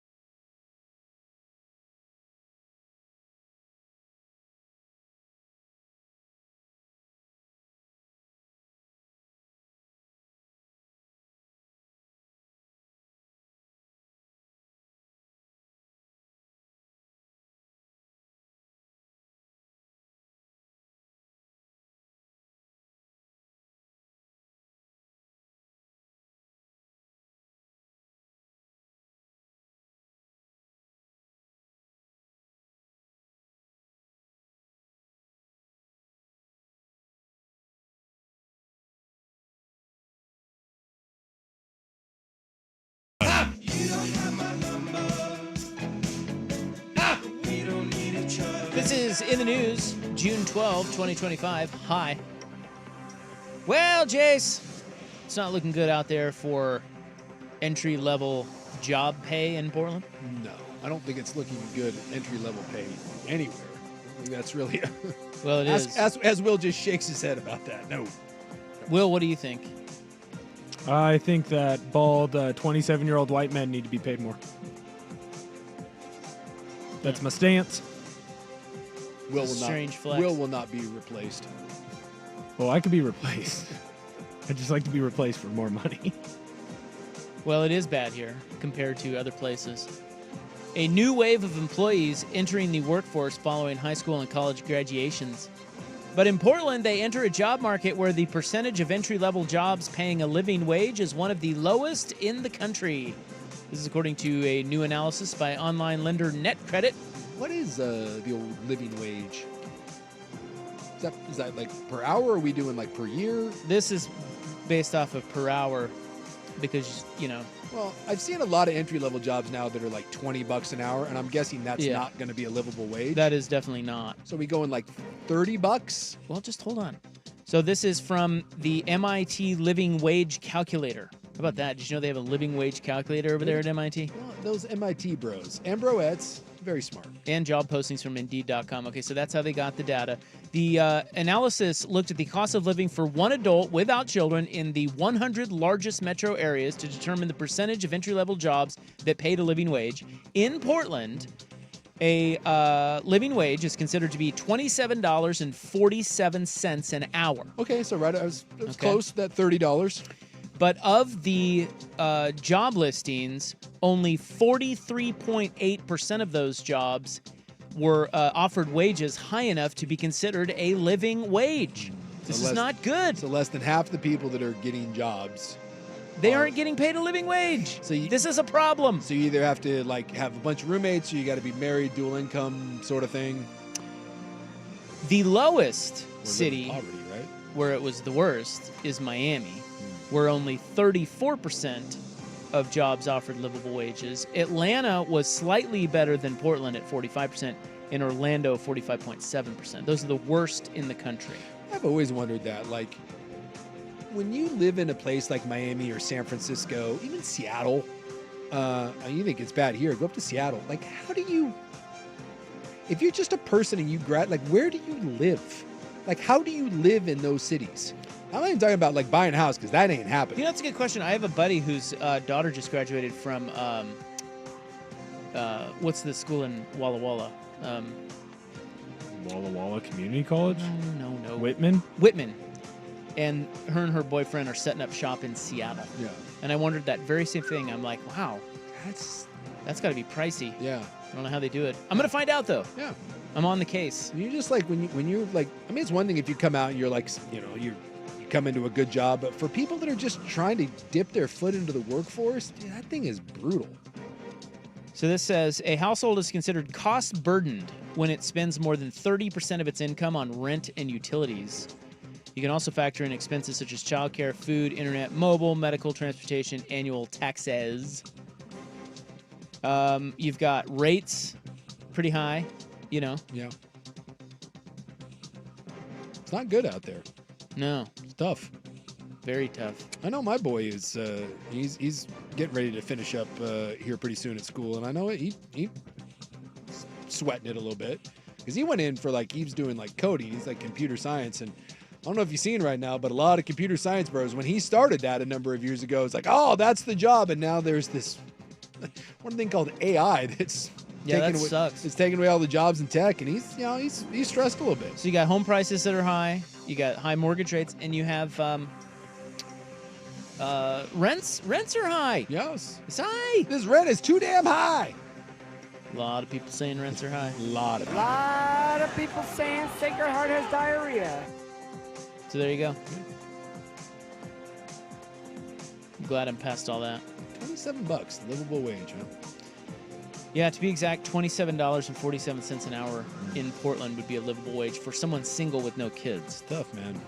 Yeah, that is tough, because I remember back when we were young, yep, here's the back in my day portion of the program. Yeah, back in my day. I mean, what did we make? Like, I mean, I remember when minimum wage was like $6, $5. I'm not kidding. We used to laugh all the time, but in the summertime, me and my idiot friends had jobs being janitors, and it paid a whopping $6 an hour, and we would work a whopping 4 hours a night. And the idea that you were putting $24 damn right in your pocket. Like, what in the hell? And then if you worked in the restaurant industry, it was even less because they knew you made tips, so they would only pay you like $2 an hour. Yeah. Like, it wasn't even worth cashing your paychecks. No, it's just it's absurd. It can be depressing. See, Buck, or wait, what's your name? Will? You'll get it right eventually. Really? Well, hey, That's Bro twice. stock. Keep going It's up. insane.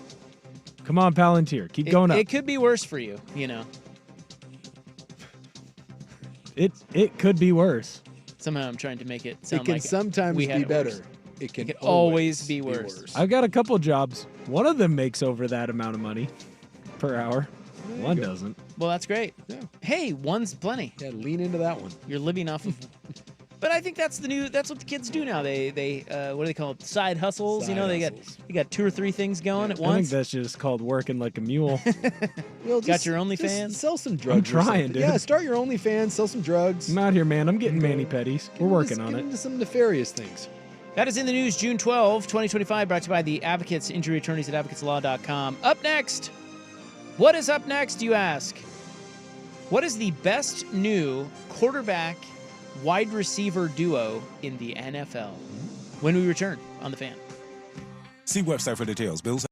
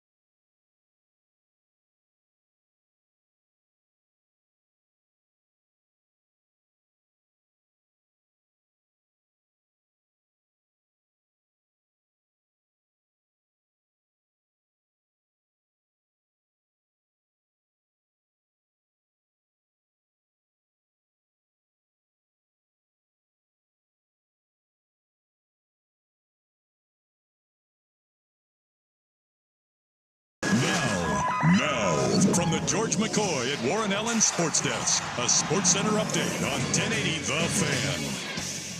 First on The Fan, Game 4 of the Stanley Cup Final is getting underway as we speak. Right now, the Panthers are up 2-1 on the Oilers in the series. Panthers are hosting in Florida. They're favored on the money line at minus 260. There, you can listen to that game on 910 ESPN Portland.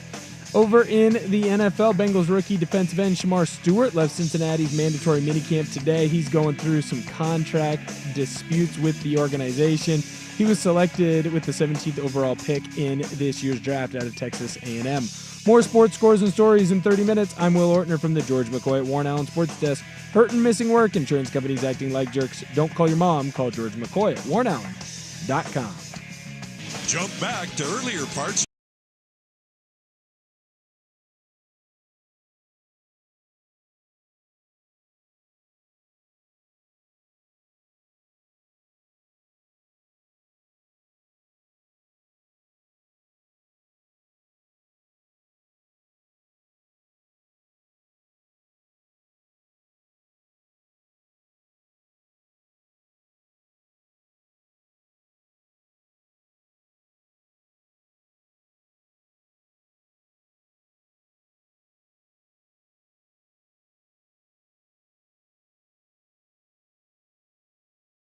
All right. Welcome back. Hope you're having a nice, juicy, buttery little Thursday. It's your Sports Bros, Rop and Sook. I'm Rop. That's Sook. Dude. Right over there. Right here. Look at him. And then you got Will Ortner over there on the ones and twos as Buck is off to Bend. To may or may not die in his triathlon. His inaugural sprint try. He's Clydesdale, if you must know. And then, we're just holding down the fort here, partying. Sir. You know, it's a big week. Well, I got hockey on right now. Yeah, we got the Panthers and the Oilers. My Oilers are struggling. Yeah, it's not looking so good right now. No, it isn't. No, they got, you were right. The Panthers are really good. The Panthers are really good, unfortunately. I would like to point that out. I hate them more and more as the series goes on. Yeah, they're the worst. Yeah. But look at the bright side. We've got the U.S. Open underway. Yeah, but now coverage has ended, so what am I supposed to do with that? Tomorrow morning. And my Pacers, now the leaders in the NBA Finals. Although I still think Oklahoma City's the favorite in the betting odds. I heard that on my favorite midday show, which used to be Danny and Dusty. Now it's Danny and Friends.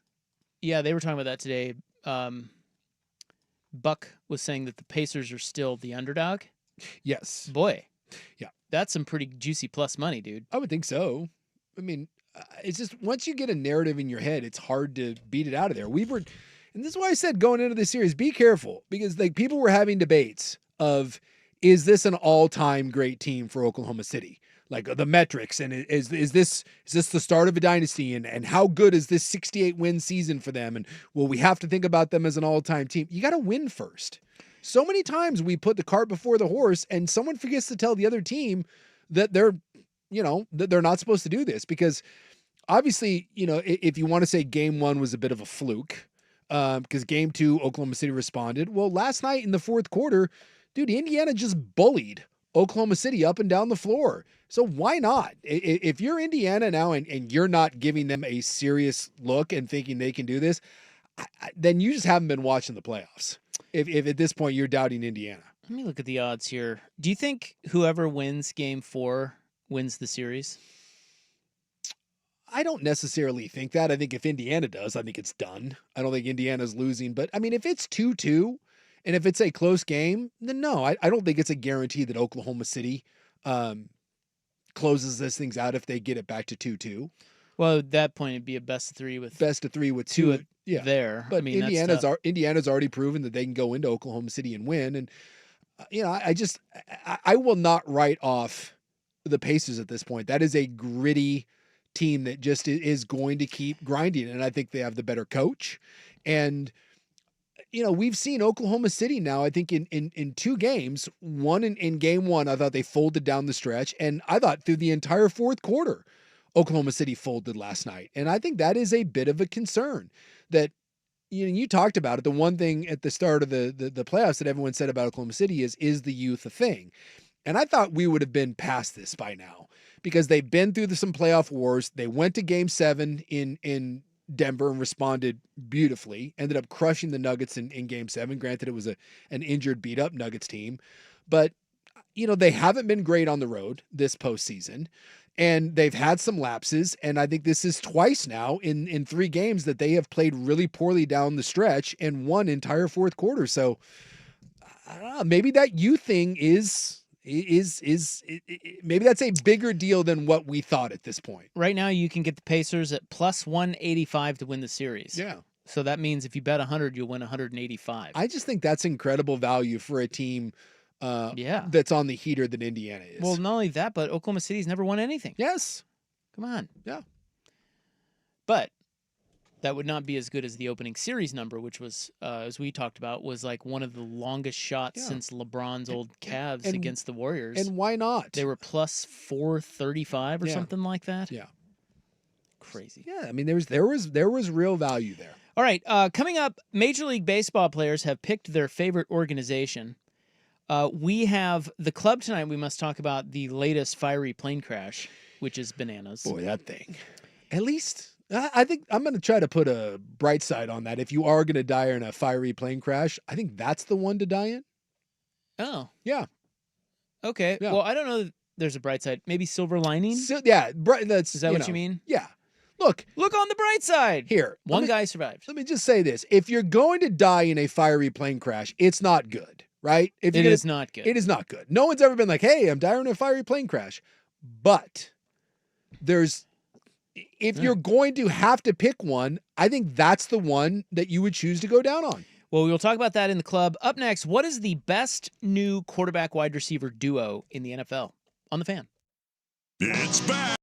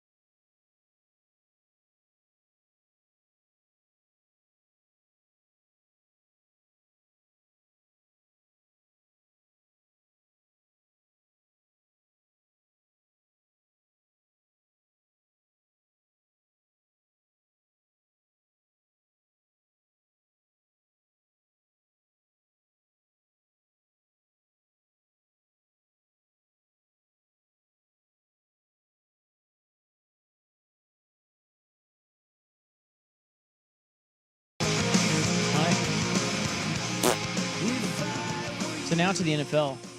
That would be the National Football League. Uh-oh. Sook's dying over there. Yeah, I still got some lingering side effects of my cat AIDS that I battled last week.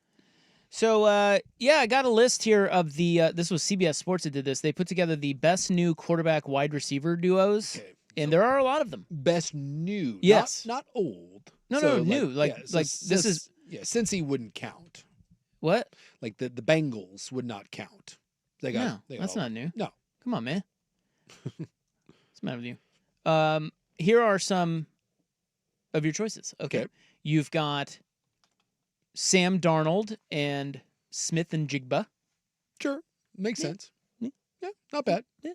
I think Darnold, I think we'd love to do, That one to me is not that great. Well, there's no difference between that and Geno Smith. I'm starting soft. Yeah. I mean, it's just, you basically you just swapped a younger player. You just got a younger Geno Smith. You've got Aaron Rodgers, DK Metcalf.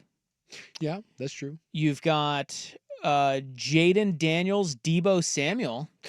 Yeah, I love that now the scuttlebutt is that Debo is fat and slow because someone showed a clip of him in OTAs running half-heartedly, and he looked a little thick. So now everyone's like, oh my God, Debo's fat and old and can't run. You've got J.J. McCarthy and Justin Jefferson. Oh, yeah. Yeah, you forget about that one. Not just Justin Jefferson, but that whole Minnesota offense. You have an elite tight end, and you have actually multiple elite receivers. Well, again, in the interest of this exercise, we're talking about quarterback wide receiver duos, the best new one on the market. We've got Dak and George Pickens. Mm-hmm. You've got, now here's a good one. You've got Matt Stafford and Devontae Adams. You forgot about that. I did forget about that one. That's number one on their list. Yeah. You've got... Prepare to be underwhelmed, by the way. One? Well, he's just not the same. Oh, yeah. He's just not the same player that he was. And he'll be fine, but Puka Nacua is still the best player on that. He's still the best receiver. We love to do this with receivers where we think receivers are elite at least 2 to 3 years past where they're not elite. And sometimes they're just flat out washed, and we still try to make them out to be huge relevant. I'm not saying Devontae Adams is washed or anything, but you could say this about Tyreek Hill. You could say it about Adams. They're just not. DeAndre Hopkins went through this. They're just not the players. Debo certainly, I think, falls into this category. Hopkins is on this list too. They've got him and Lamar there. Yeah, he's just, dude. Because he's now with Baltimore. Yeah, he's another guy. And I'm not saying Devontae Adams is another guy, but dude, he is not the gravitational force that people are still in their mind when you're like, oh my God, Matthew Stafford and Devontae Adams. Yeah, that would have been awesome 4 years ago. How about Russell Wilson, Malik Neighbors? Now we're stretching a little bit here. Now we're stretching. Well, Malik Neighbors is really, really good. He's just, it's Russ. What about this as most underrated? Trev Lawrence, Travis Hunter. Yeah, that could be a little something. I'm interested to see what... I am skeptical of the Travis Hunter stuff. Another good one. I'm just skeptical of anything that I've never seen before. And the idea that he is going to play a significant role on both sides of the ball for a guy that did battle injuries in college. And I heard an argument, I forget who it was, one of the NFL analysts who was an ex-player brought up, and he said, well, he's done it his whole life, so why can't he do it in the NFL? And that was just the dumbest argument I've ever heard in my entire life. I also played football my entire life and was really good about it until I got to the NFL. It's kind of a different animal. And I'm not saying Travis Hunter isn't going to be good, and he may be elite, but this notion that he is going to be like a top 5 receiver and a top 5 corner, and he's going to play 100 and something snaps, I will believe it when I see it. Right. Tend to agree, but in the interest of this conversation, we're talking about quarterback wide receiver duos. And that could be a very underrated one. Absolutely. And overlooked one. Another one in that category. We have seen some rookies come in the last handful of years and they hit the ground running. How about Drake May, Stephon Diggs? See, I'm not a Diggs guy. I think he's washed. Or Cam Ward, Calvin Ridley. Yeah. You forget about that one. Yeah. Could be underrated as well. Calvin Ridley is an underrated player, and maybe Cam Ward is a guy that comes in and same thing. Hits the ground running. And We're seeing more and more where receivers can be massive impact players from day one. A couple of others they have on the list. They have Tyler Shuck and Chris Olave. Nope. Why are you laughing at that? Well, Shuck could be good. And if he is to Olave, that's a pretty good look. You know what? You're a hater. Well, let me give you. Is that better or worse than Geno Smith and Jacoby Myers? Well, okay. Let me just two things here. To say that you have any sort of expectations on Shuck, maybe there's something there, but my God. And then Chris Olave, he's one hit away from being Trent Green. I mean, he needs to be really careful. He can't stay healthy. He has had 3 NFL seasons, and he has had at least 4 serious concussions.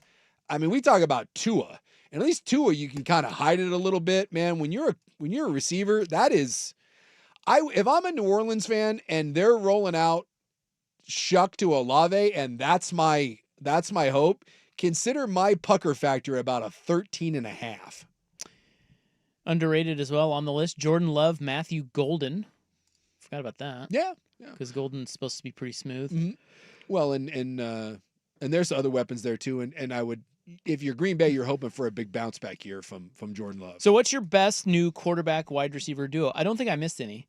That was their list. That was the list. It's got to be Rodgers DK, right?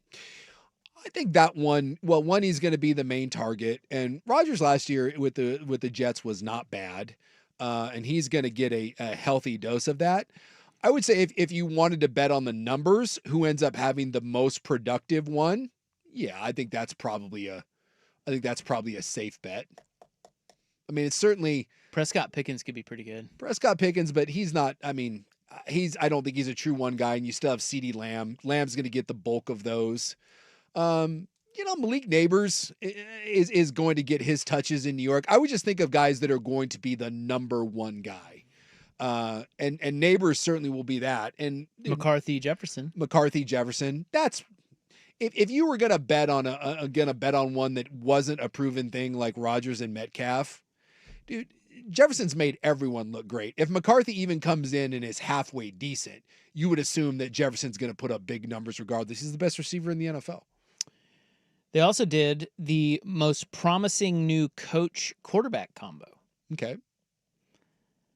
Among them, well, of course, you have Rodgers Tomlin. Sure. And again, I think that'll be fine. I think that's going to be the Steelers. They're going to win 10 games, maybe 11, and they're going to be right there sniffing around the playoffs because it's just what Pittsburgh does. You have May Vrabel. A lot of people are high on that. A lot of people are saying. And by the way, they were so bad last year that, there should be a massive improvement. And I didn't watch a ton of Patriot games, but a lot of the people that I follow and that I think are pretty good talent evaluators and kind of dig in some of the metrics, they love, and I mean love, Drake May. They have an uncomfortable sports Woody for Drake May. Well, he looked pretty good. Yeah. And in an otherwise crappy team. Yes. And look, I may say that Stephon Diggs is washed. He's like 32, 33. You know how I feel about, receivers getting into their 30s. He's doing cocaine on a boat with Cardi B in the offseason. He's recovering from ACL surgery. I just don't think that the Diggs thing, how about this? If you want to say who's about to be the most disappointing people on that list, Stephon Diggs. Okay. But I get why people are excited about him. That team should be improved. Vrabel is a known commodity. He's a really good coach, and Drake May showed a lot of promise last year without a whole lot around him. So other more promising new coach quarterback combos, you have Caleb Williams, Ben Johnson. That's good. Yes. You have Geno and Petey. Yeah, back together. I just think Geno's solid. You know me, I like Geno more than other people, but the one is Ben Johnson and Caleb Williams. That's got the highest upside. That's got the highest upside. We got. Don't forget about Prescott Schottenheimer. That's new. Boy, they could be pretty good, man. No, they can't. I am still trying. You don't think Dallas is going to be good? No, I don't. Really? No. I cannot process that they hire. They hired Schottenheimer. While you were gone, we played the clip of him. Did you hear Micah Parsons calling him to wish him good night? No. This is a bit now that guys are doing. They're putting it on their reels or whatever. And they're just calling their coaches and telling them, hey, just wanted to tell you good night, coach.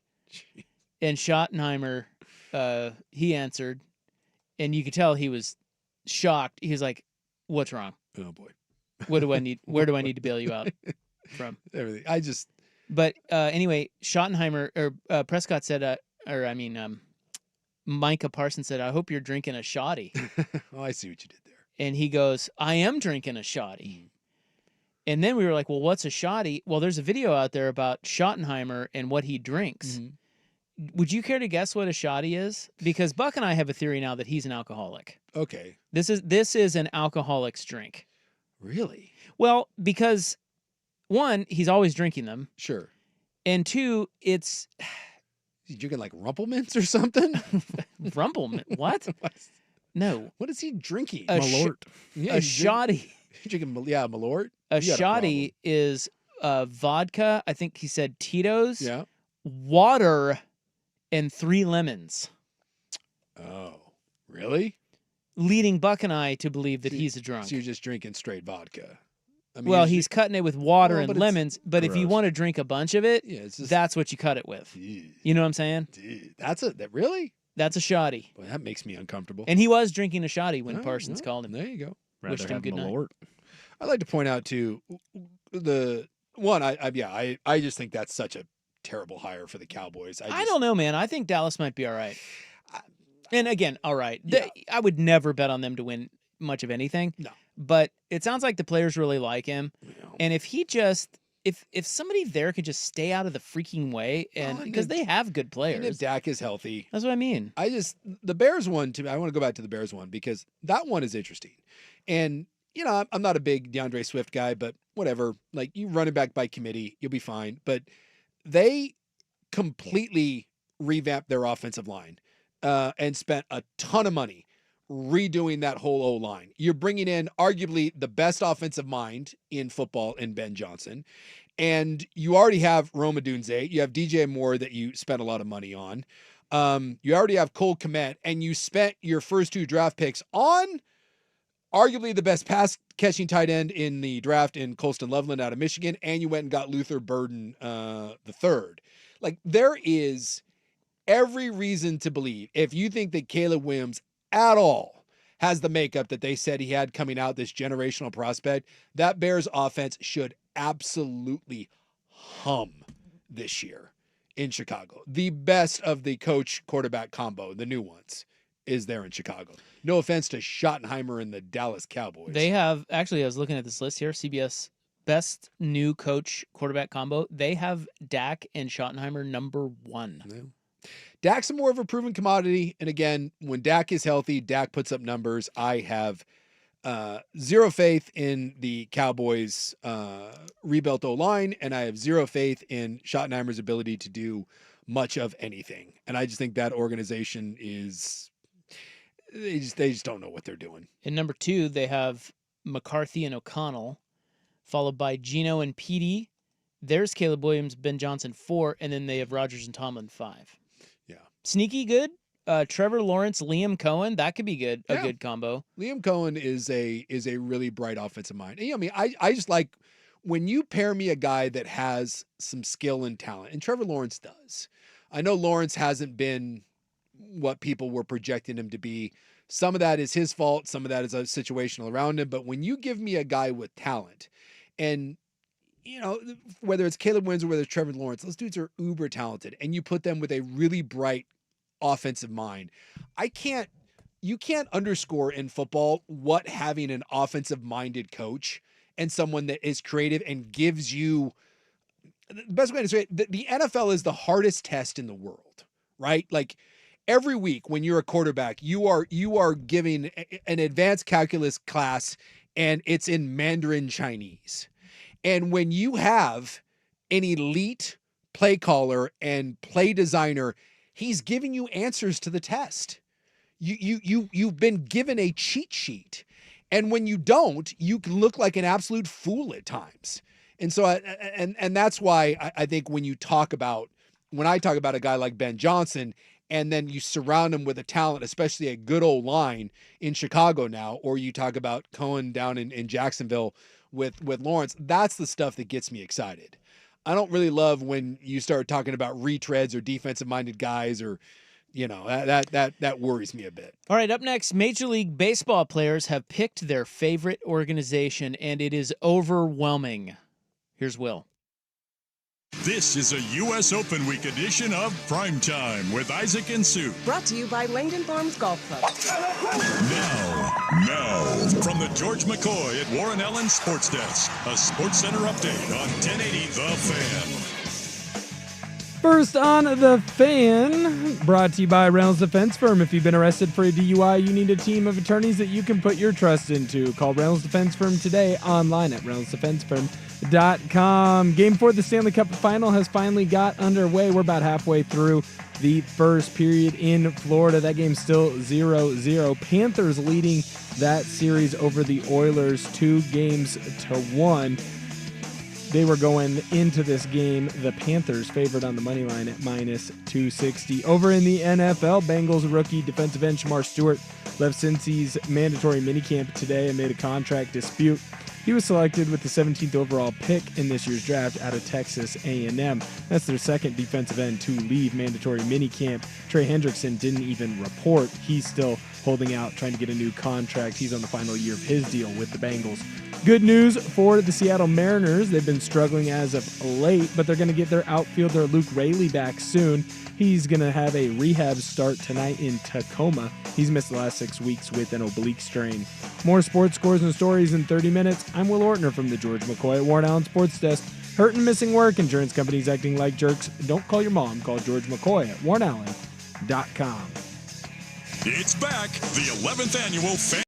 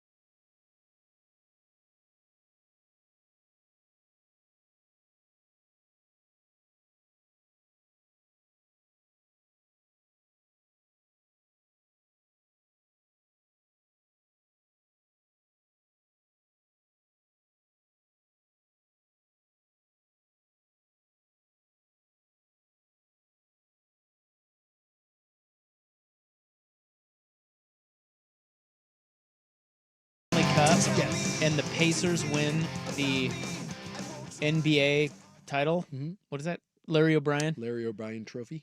Would that be the smallest market combo champion ever? Do you think? Edmonton and Indianapolis, although Indianapolis isn't that small. No, Edmonton's small. I don't know. Edmonton's tiny. We would have to go back to, well, I guess that's NBA, NHL. Yeah. If you threw in the NFL, we'd have to go back to the Packers championships. I would assume and whenever see who won. Yeah, see who won those years, because Green Bay is so tiny. Yeah, Green Bay. Anything like, what year did Rodgers win his? Oh my gosh, I'm so bad about that. I am too. 2009. Because 2010 would have been the Steelers over the Cardinals. Well, and I'm always confused too, because the damn Super Bowl, it can be like the 28. It's 2008 season, but it's the 29 Super. That always confuses and frightens me. 08 or 09. It was 2010. But that's when he won the Super Bowl. So it's 2011 actually. So it was the 2010 season, but it was the 2011 Super Bowl. So do we count that as 2011 or do we count that as 2010? 2010, 2011. And then the other one would be 11, 12. This is already a disaster of an exercise. But let me just state that, are we going NBA or NHL? Or we're just going to pick I'm just going to look. Or MLB. I'm going to look and see who won the 2010 champions of all four leagues. Well, it would, I think technically it would be the 2011 World Series, right? And then the NBA, you've got the same. It's 2010, 2011. So the Giants won in 2010. Are you talking baseball? Baseball. No, I think baseball it's 2011, but I think for hockey and basketball it's 2010, 2011 because they obviously. Okay, then the Cardinals would have won the 2011 World Series. Okay, that's not a huge market. No, and then 2010, the NBA is going to be a big market, I'm assuming. 2010 would have been the Lakers, so that's certainly not it. No, you want 2011, right? I thought you said in the NBA. No, because the NBA is like the NFL. It crosses over, so the champion of 2011 is the same for NBA, NHL, and NFL. God bless America. Do you know the months of the year? So 2011 would have been the Dallas Mavericks. So it's still it's either way. Yeah. It's a big one. Well, that was impromptu. That was impromptu. And we got nowhere. No. Thank you. Sports Radio at its finest right there, ladies and Trying to gentlemen. see who won the Stanley Cup in 2010. Chicago Blackhawks. So. Yeah, see. Maybe I'll do that tonight in my Dig award-winning through show prep. I'll see if I can come up with that. Yes. The Panthers, although the Panthers are technically Sunrise, Florida, but it's Miami. Nah, come on. Yeah. Come on, get out of here with that. It still bothers me that a team from Miami is going to win the Stanley Cup back-to-back years, and no one down there gives two S's about it. And they're just such an unlikable team. Well, maybe you can go down there and jump on the bandwagon. There's room. No, their coach is a douche. Their best players are douches. It's just... Matthew Tkachuk's dope. Dude, that guy is the biggest douche in the league. But he's American. And the fact that you like him is all the more reason why he's that you're upset about our countrymen taking over this fine sport. What's his name? Matthew Tkachuk. He is as big a douche as there is. Him and his brother are the two that got into the fight at the Four Nations. They're the two Americans that started the fights. I don't care. Will likes him because he has a mullet and puts lines in his hair. Says I like him because he fights for our country, unlike some people. Whoa. Was that a shot at Big Sook? I don't fight for our country. Neither does he. He just did against Canada. That dude is such a candy ass. A new survey of over 120 Major League Baseball players was released by The Athletic this week. I don't know if you saw it. No, I did not. Why not? What's the matter with you? I don't. My subscription to The Athletic ran out. And, Me too, and I don't. It's like $3 a month. I don't know why I don't resubscribe. I mean, it's well, really, we have to draw a line somewhere. I know it's really good content, and yet somehow I like it. Is it Wall Street Journal good? Wall Street Journal is good. That's quality. Yes, The Athletic is. If you're gonna say like one place to get the best sports news, The Athletic, the best writing, it's The Athletic. Okay. One question they asked a bunch of questions. Sure. But one was, which organization has the best reputation in the league? And Speaking of which, by the way, that douche Kachuk just scored a goal. Yeah. That fine American. Because he fights for our country, Yeah. according to which. When Will said that, I was like, "Did he serve?" No. He's just talking about hockey fighting in Yes. a Yeah. Duh. Yeah, in a stupid in an exhibition game. I don't. No, he was. You might have offended some people who served in that with that It's okay. commentary, but I apologize. He's a big Trump guy too. Me? No. Oh. Kachuk. so am I. Yeah. Oh. What's it to you? Nothing. Why are you bagging Why'd you on have to that? bring politics into sports, Yeah, why you bro? gotta do that? Hey, stick to sports, Look dude. at you. Stick to sports, bro. I love Tesla. Yeah. What are you doing? Political talk. What was I telling you? The survey. We're going south here, guys. No. These people are crazy. There's something wrong with them. You were talking about the survey? 82 players responded with one franchise, all positive. Really? Yes, it's the only franchise that got every positive vote because they asked them which organization has the best reputation, which has the worst or good or bad reputation, Mm-hmm. and all of the votes were for this team were positive, good reputation. Overwhelmingly, this is Major League Baseball players' favorite franchise. Huh.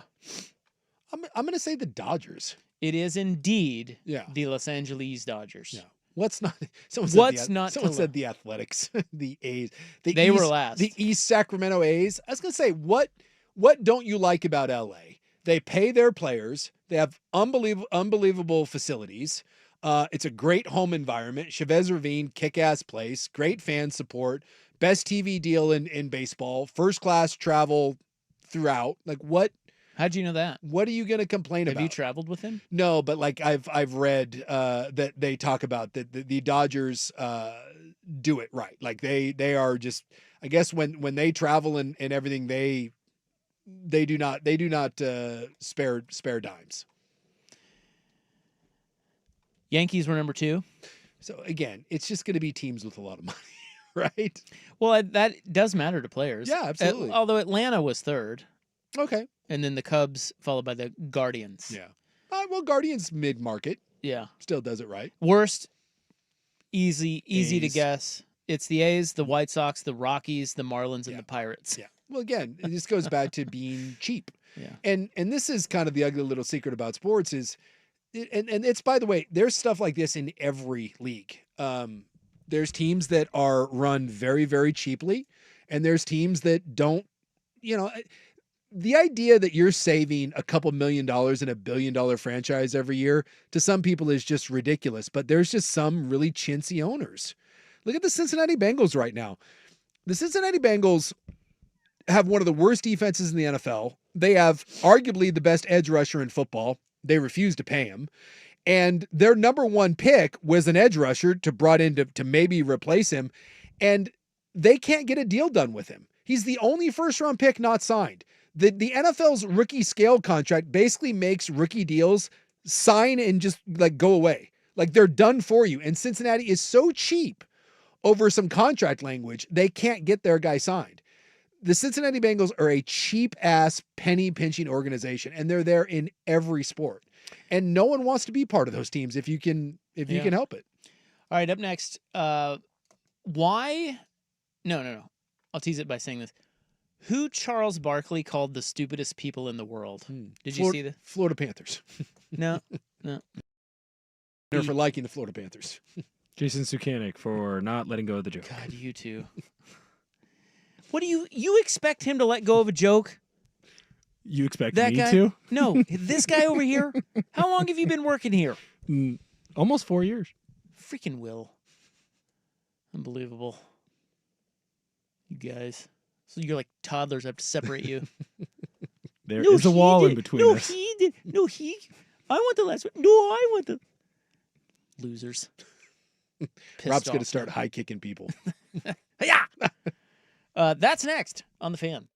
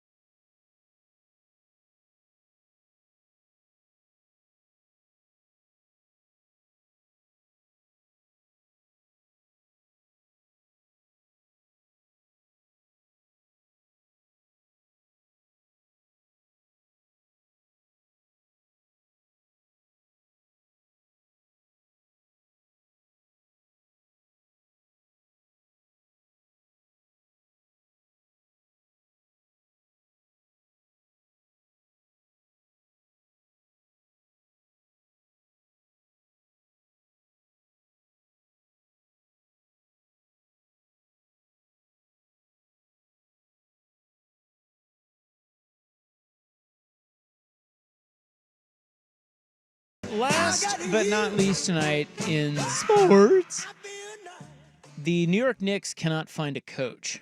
No, they cannot. They can't find anyone that will let them talk to their coach. Yeah, they can't even interview a coach. Well, I just find it fascinating that the Knicks fired their coach, whatever you think of that. They went to the conference finals. They fire their coach.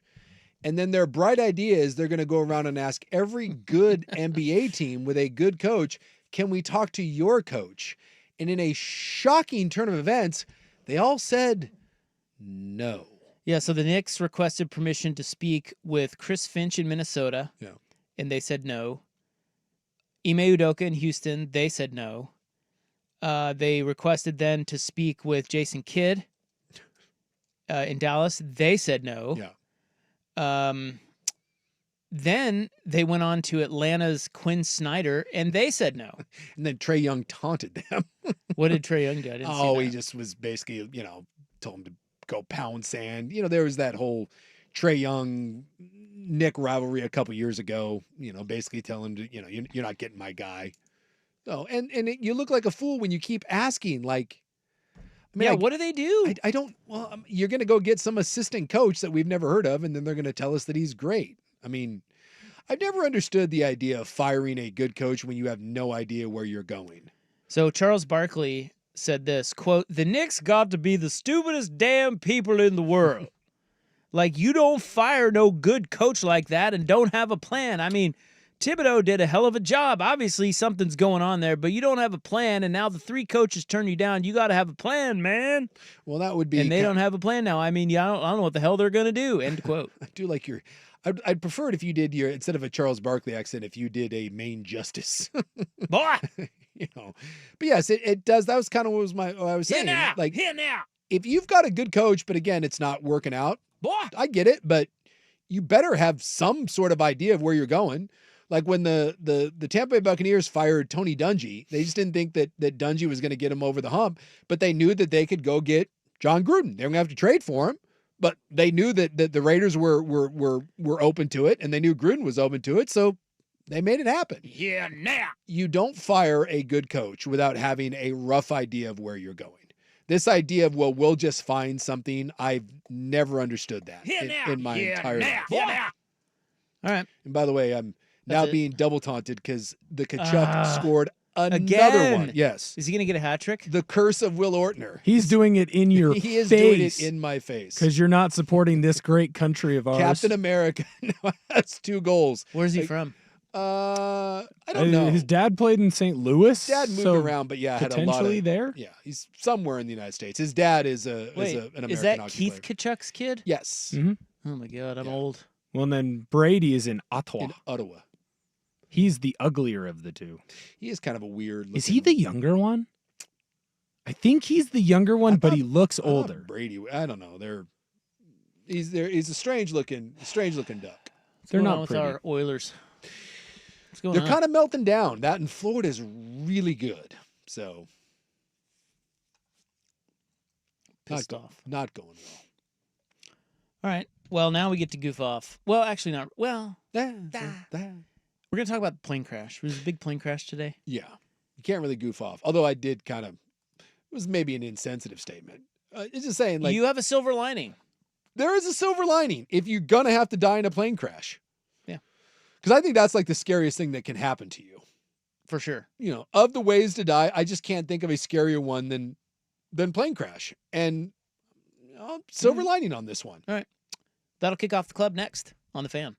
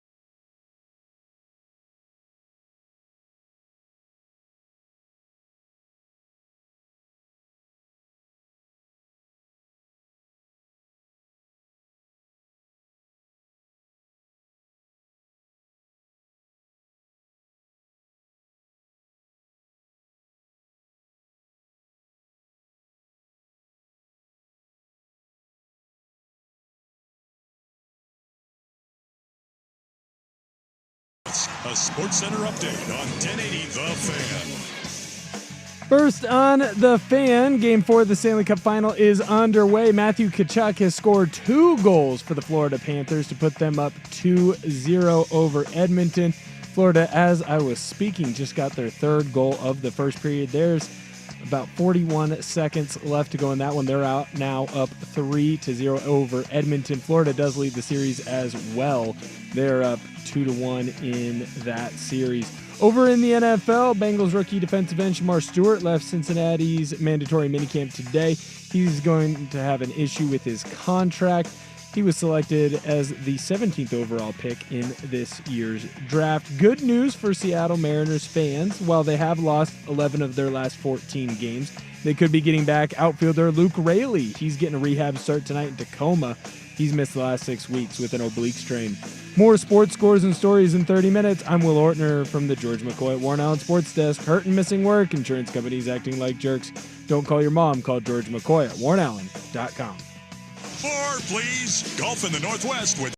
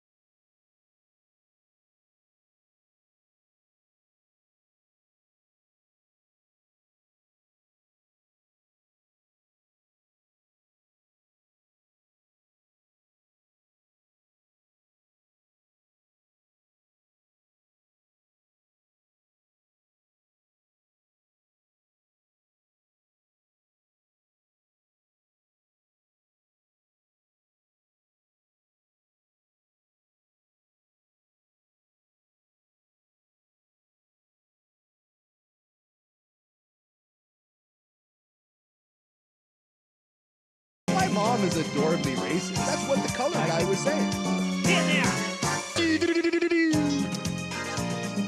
All right. Nice heavy long.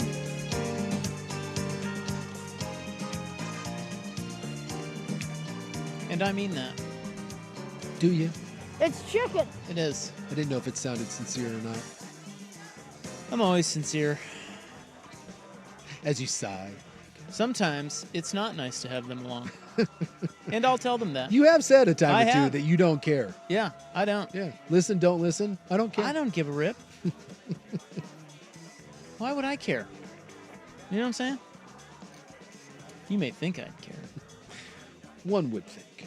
but I don't. You're like that old, crusty veteran at this point. You're like, You do whatever. you. R. You do you, boo. That's right. You and Mike Francesa.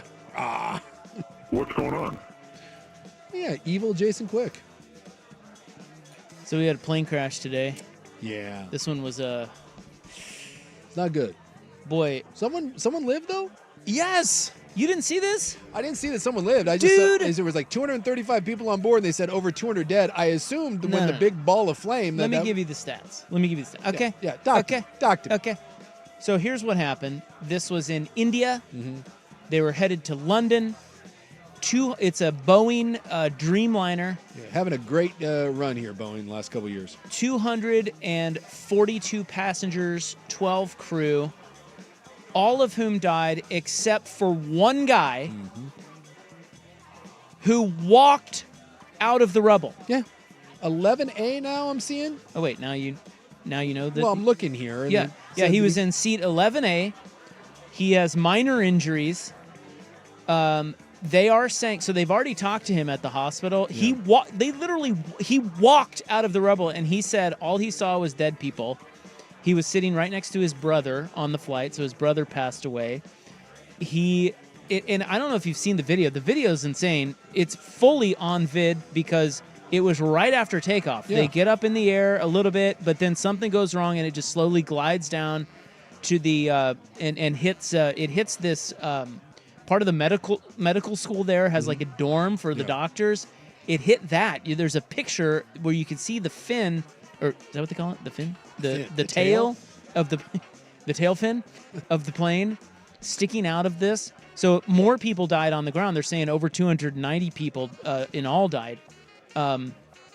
But the fireball is insane. It's like from the movies. That's why I'm shocked. Like yes, I'm now like looking through this. How this did guy he live? Well, and now I'm reading here. It says that when it hit, the exit door blew out, and he was in the exit row, and he said that's what they're saying that's what likely saved his life. I don't. Yeah, know he why. just had an escape route, as opposed to everyone. But why did? If his brother died, that means like how did he? I don't know. I would imagine impact killed a lot of people, right? Yes. Well, that and the giant first you crash at several hundred miles an hour. This is what people don't like about plane crashes. Like you think about what a 60-mile-an-hour car wreck looks like. Now take a plane doing a couple hundred miles an hour.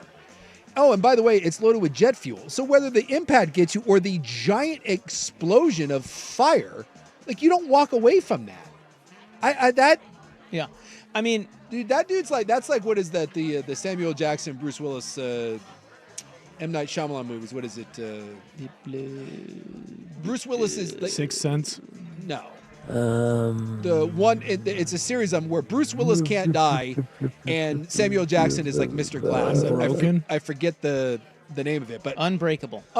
Yeah, like Bruce Willis cannot die. He's like this is like Marvel superhero stuff. But here's the thing. This is what's weird about it. The people at the hospital said that there are no critical injuries. In other words, every body that was brought in there was either dead or had minor injuries. No in between. What do you mean? So they're saying that they're not treating anyone for critical injuries. Basically, everyone died, or if they didn't, they had minor injuries. It's so strange. But only one guy lives, so everyone's dead. But well, no, it hit into this. It hit in a very populated area. Oh, you're saying okay. So I'm there sorry, are a bunch of people on the ground that had to go to the hospital, but they said they were either dead or minor injuries. And the same of the guy who. So everyone on the flight was dead except for one guy who had minor injuries. Dude, it's the weirdest thing ever. Yeah. So how does somebody who is amongst 250 other people or so? They all die, whether it's smoke or impact. Yeah. Or fire. Right. Neither or none of the three happens to him. I don't know. Like you just. But you would think if One in a someone was million. capable of surviving that, there would be others that would too. Yeah. So what?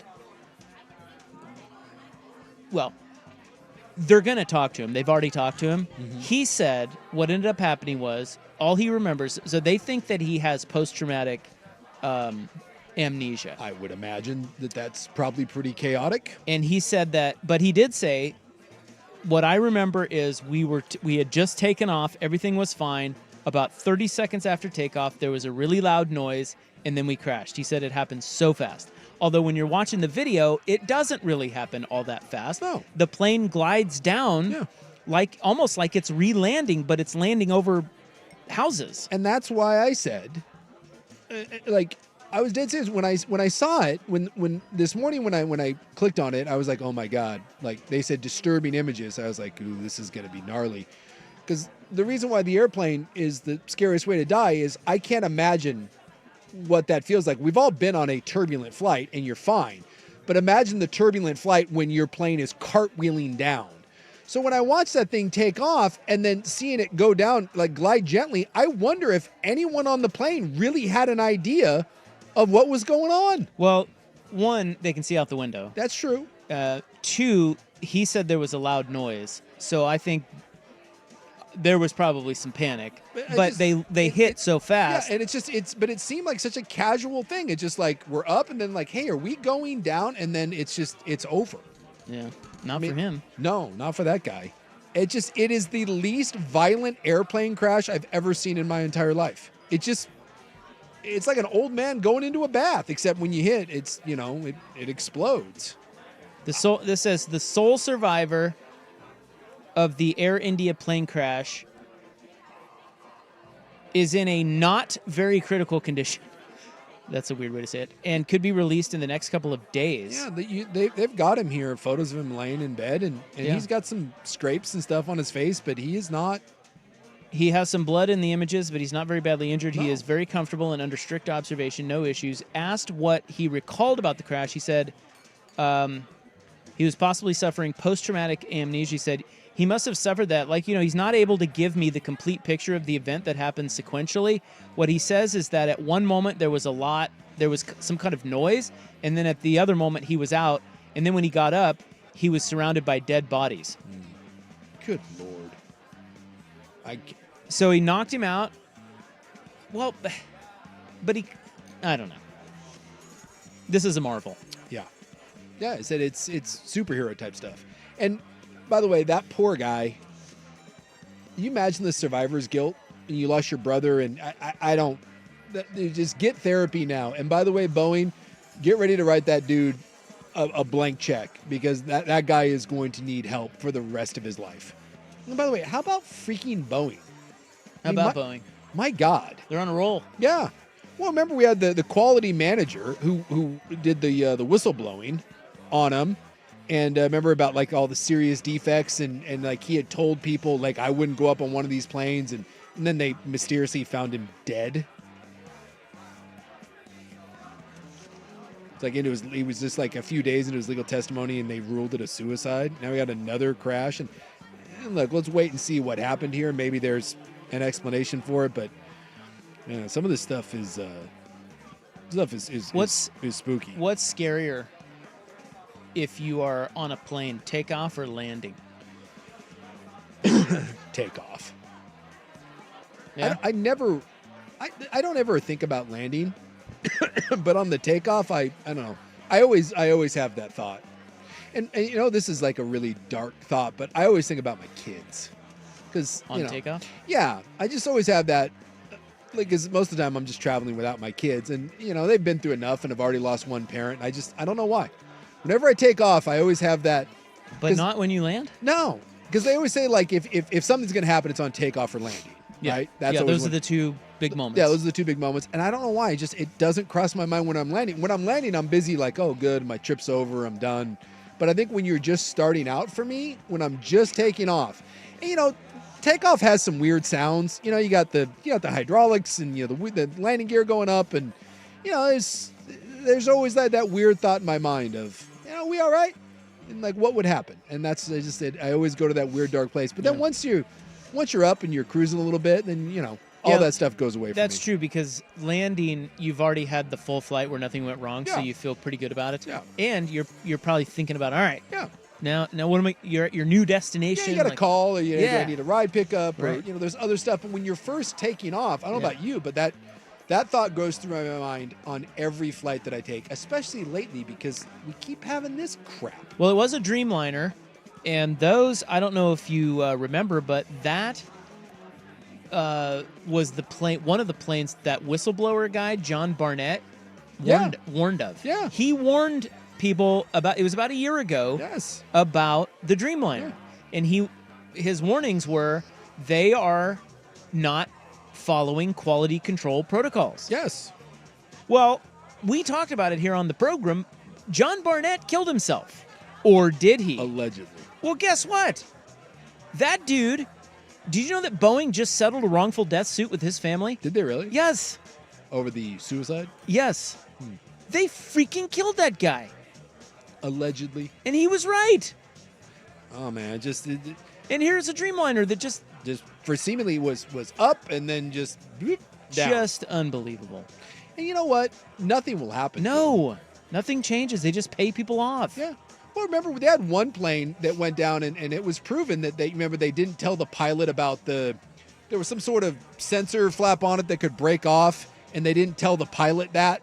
And it was proven that they knew that this could happen, and the plane crashed and killed hundreds of people, and nothing happened other than writing some fines. Well, I thought it was two of them that crashed. Yeah, but one was specifically for this. I forget, there was a part of the plane where the pilot was not trained that the plane had some sort of like auto like mechanism on it. And if something happened to that, the pilot would instinctually do one thing and it was counterproductive because the plane was doing another and it would cause it to crash. And they knew that that was a thing and they never told the pilots. And that happened. The plane crashed, killed everyone, and no one went to prison. They just write a check and they're like, "Oh, our bad, sorry. It's crazy, man. We killed some people," and nothing ever happens. All right. Well, there's your hot plane crash talk for the day. No bueno. No, But yeah, this no is what bueno someone right. said. Like, and this was my point where I said the silver lining. What happened there is better than plunging from 35,000 feet. Yeah, oh, for sure. Yes. That they rarely plunge from 35,000 feet, right? Like that really isn't much of a thing. No, I wouldn't think so.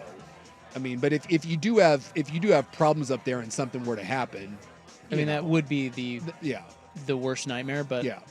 Like there was one I remember, like it was over in France, like the plane went up, like the turbulence was so bad, and the guy thought he was pulling up, and he was pulling down. Yeah. And took it into a nosedive, and that one was from 30,000 feet, and that dude nosedived into the mountains. I mean, it's stuff. I'm saying like stuff like that. Obviously, is I can't think of something scarier, and maybe these people, if there was a saving grace to their family, is maybe there wasn't suffering, or maybe they didn't have a full time to kind of realize what would happen, and then it's over. Well, it's finally here, Jace. You've been waiting for it. I know you have. Don't act like you haven't. Are you ready for Ozempic penis? What? Is Ozempic penis? It's a thing. I need to get on Ozempic? It is a thing. You might want to. I've seen you. Ooh. That'll be next on The Fan. The home of dirt and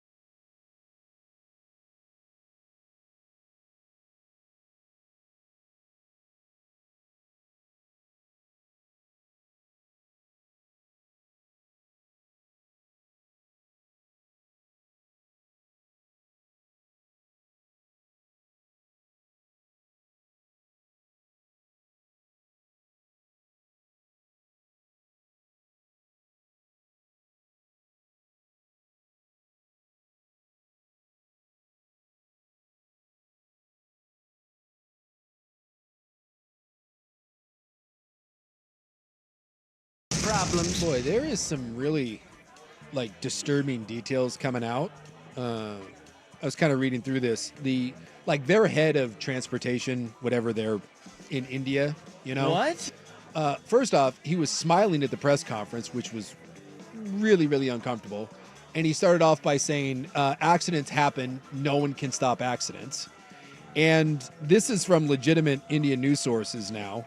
They're saying that this particular plane had multiple complaints and safety concerns, and yet whatever their transportation board allowed it to keep flying.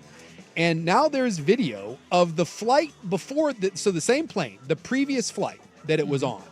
There is now video of a passenger putting it out there saying that nothing on the airplane was working. I guess there was problems on the previous flight where basically the electronics on it, like everything went off.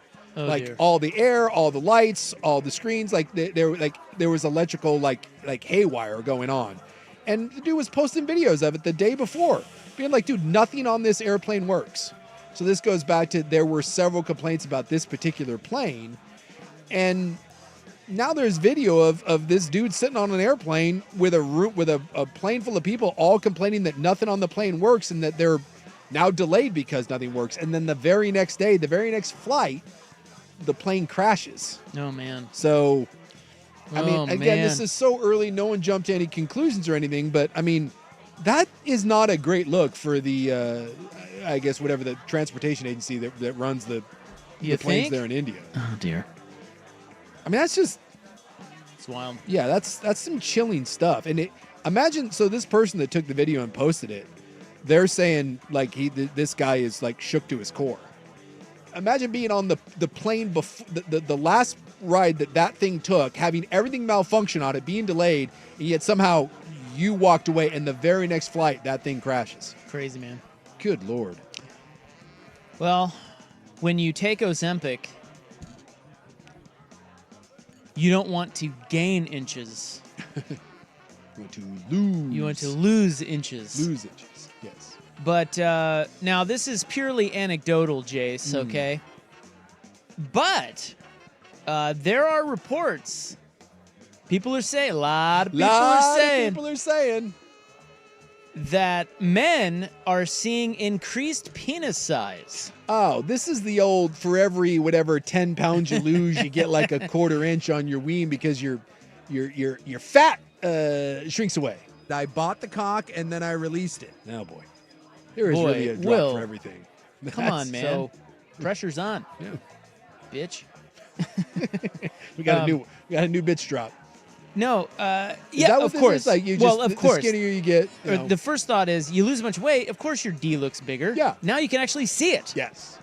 But this is on a Reddit thread. This is just people posting about it because somebody started a Reddit thread. It's like, hey, my ween's kind of bigger. Yeah, and everybody else is like, wait a minute, mine is too. Well, that's what happened with Viagra. Was like a blood pressure medication or something, and it didn't work for your blood pressure. People were like, dude, my hog. And then that's how Viagra came about. So maybe the Ozempic peen is the next, hey, look at this. You know what's going to happen because they're shots, right? Don't people like... They're shots. You get them like once a week, I think, once every 2. So you just put it like in your butt. Are you on Ozempic? Or gut. God, no. That's how Will's so skinny. No, I'm not a cheater. So you shoot into your, I'm guessing, soft tissue, so your gut or your butt or whatever. I just always assume if you're like steroids or Ozempic, your butt. So you know what's going to happen is that someone's going to take the Ozempic shot right to the ween. Someone's going to be like, here we go. Right. Inject it right into there. Boom. So in a thread on the anonymous posting site on Reddit, one Redditor said that after 3 months on Ozempic, he lost a fair bit of weight, and now his junk looks longer. He asked if any other men had experienced the same phenomenon, and many said that they had. All right. And, of course, there is no evidence that none whatsoever. These medications increase the length or the girth of your Johnson. I'm going, this is strictly the idea of if you lose weight, a significant amount of weight, your penis is going to look bigger. And that is a proven fact, like your pubis, the mundus pubis there or whatever. It's like I'm back in health class. Yeah. When you lose awkward, weight. Mr. Socanic. Yeah, Teach me more about the human body, please. Hey, Gross Human Anatomy 101 and 2 right here. Thank you very much.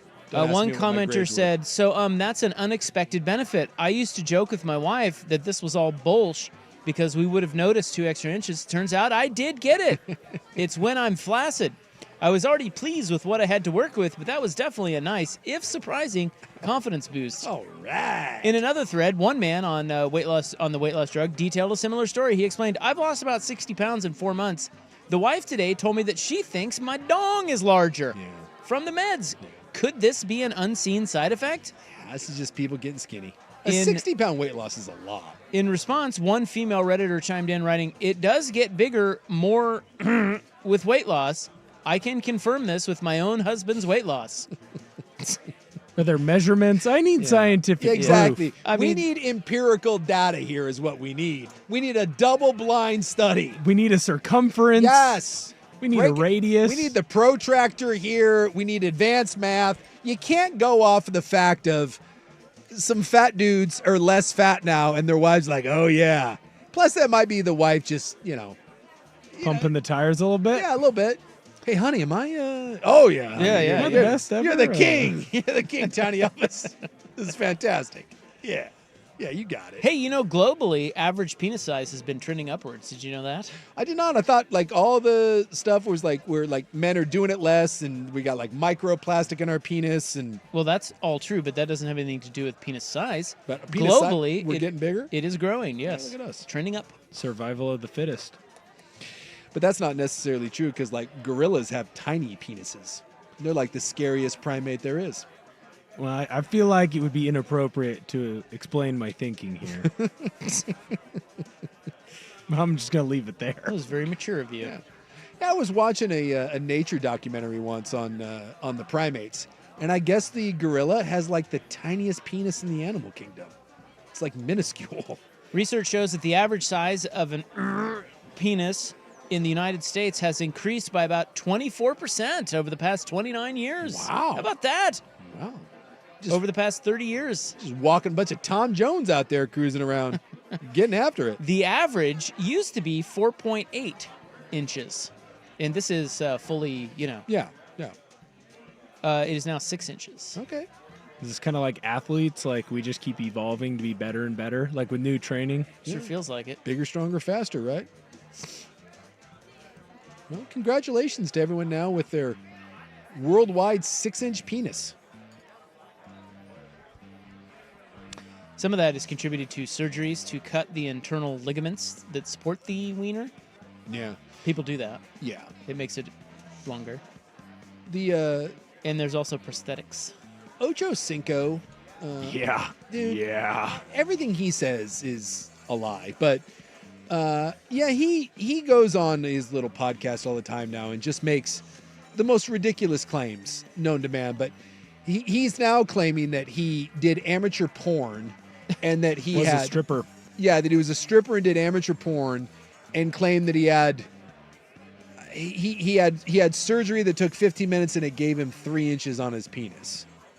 And he just makes the most absurd claims. But apparently according to Ocho Cinco, you can have a 15-minute surgery and you can get 3 inches on your penis. Meanwhile, everyone immediately, is this true? Google. Stephen A's face in that clip is hilarious. Yeah, it was him saying it to Stephen A. Smith is the best part. Yeah.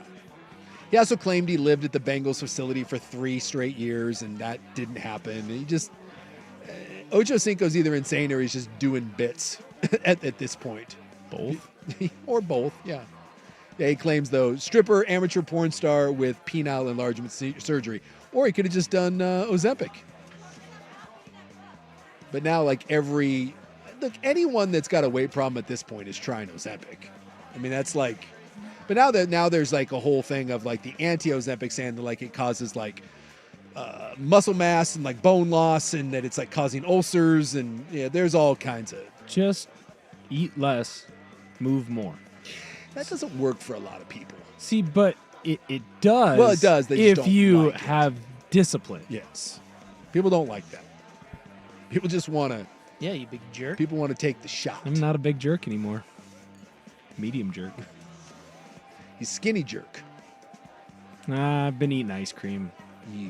Tubby. Yes. Something about soft serve, man. Love ice cream. God, I love ice cream. Well, too. who doesn't? Been creaming hard recently. It's a problem. Soft serve ice cream is. I know that's uncomfortable. What? I'm not even gonna tell Buck to clip that. Yeah. What are you talking about? Just go. Oh, shut up. It's not what you guys call ice cream? It's called sports. Well, in this next scenario, I think we know who ends up in. We know who will end up in jail. Oh. Hello? Well, now I'm intrigued. But you're gonna have to wait. It's great. First, Will with Sports Center. This is a U.S. Open Week edition of Primetime with Isaac and Sue. Brought to you by Langdon Farms Golf Club. Now, from the George McCoy at Warren Allen Sports Desk, a Sports Center update on 1080 The Fan. First on the Fan, game for the Stanley Cup final is underway. We're about halfway through the second period. Right now, the Panthers are up 3-1. Matthew Tkachuk had 2 goals in the first period to get the Panthers the lead. Edmonton just got a quick goal from Nugent Hopkins in the second period to get themselves on the board. Oilers are going to need to win this one if they want to get back and even this series up. Right now, the Panthers lead at 2-1. Over in the MLB, Mariner fans, yes, your team has been skidding. They've lost 11 of their last 14. However, they're going to get outfielder Luke Raley back. He's making a rehab start in Tacoma tonight. He's been out the last 6 weeks with an oblique strain. More sports scores and stories in 30 minutes. I'm Will Ortner from the George McCoy at Warren Allen Sports Desk. Hurt and missing work. Insurance companies acting like jerks. So don't call your mom. Call George McCoy at warrenallen.com. The Fan is live on YouTube and Twitch. And now, Window Nation brings you on-demand videos. Watch Window Nation's Window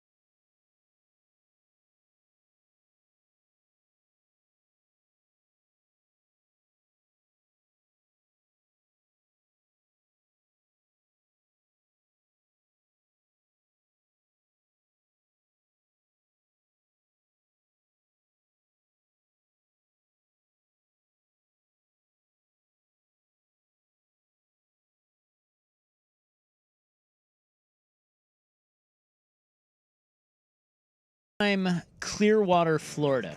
Okay, this is outside of Tampa. Yes. I'm told. My former residence. I've never been down there. Did you ever go to Oz Gentlemen's Club? We were a Mons Venus crew. There's a lot of them down there. I'm trying to think if I ever went. I mean, that was a long time ago. I don't think I ever went to an Oz Gentlemen's Club. Nah. Mons Venus was the preferred of the Tampa Bay Buccaneers, so most of the time... it's the famous one. Yeah. I've even heard of that. Yeah, and I've never even been there. Yeah. Go with Warren Sapp sometime. It's an interesting Boy, experience. you could not pay me enough money to go to a strip club with Warren Sapp. You probably should go. I'm not going. It's interesting. Well, you could pay me. I do have a price. Just for the... No. Just for the spectacle of it? No. Strong. No. I mean, I've been with guys that enjoy strip clubs, and then I saw him. No. Strong. No. And it's that was a different animal. Didn't he lose a job for some bad purchases? I think those were professionals that he invited to his room, and then it went sideways. Well, how would that go sideways? Who's to say? Just saying, a handful of times, you know. He wasn't the gift guy. The gift guy. What are you talking about? You know, Bring it above board, Will. No one knows what you're talking about.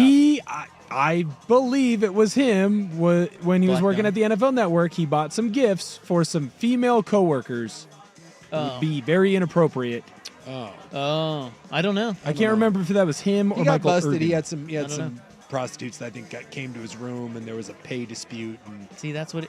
Just pay your bills. Pay your bills. Well, that leads us to Oz Gentlemen's Club in Clearwater, guys, where a man went to Oz. He's 21. Mm-hmm. He goes in the back room, as men do. Yeah. And for those that are experienced... 4.7 stars, by the way, Oz, on Google. You know what happens in the back room. You get some private dancing and such. Well, he says he paid her $300 okay. for... extra. Sex. Not just sex, but sex. Yes. Of all things that have been said on this program, that's the word that you have to be like, sex. Yeah. A deal was worked out for maybe some extras. That's right. By the way, it seems very reasonable. Boy, I tell you what, $300? Yeah. Is that what you're saying? The cost? Look, if little deal? If that's what the going rate is for that at Oz Gentlemen's Club, I think my guy probably got a decent deal. Well, here's the problem. Here's what happened. He did not get the... Yeah, there's no... What is it? Chris Rock has a song. There's no sex in the champagne room. Yeah. You think there's going to be sex in the champagne room. Exactly. There's not sex in the champagne Everyone knows this. Yes. So this guy's an idiot. Yeah, the clubs don't allow that. Exactly. You can get in a lot of trouble, and there's cameras, and that doesn't happen. But he claimed... And by the way, she doesn't want to have sex with you. Or sex. Certainly not what are you doing, like Yoda? Are you... Do sex I do. Anyway,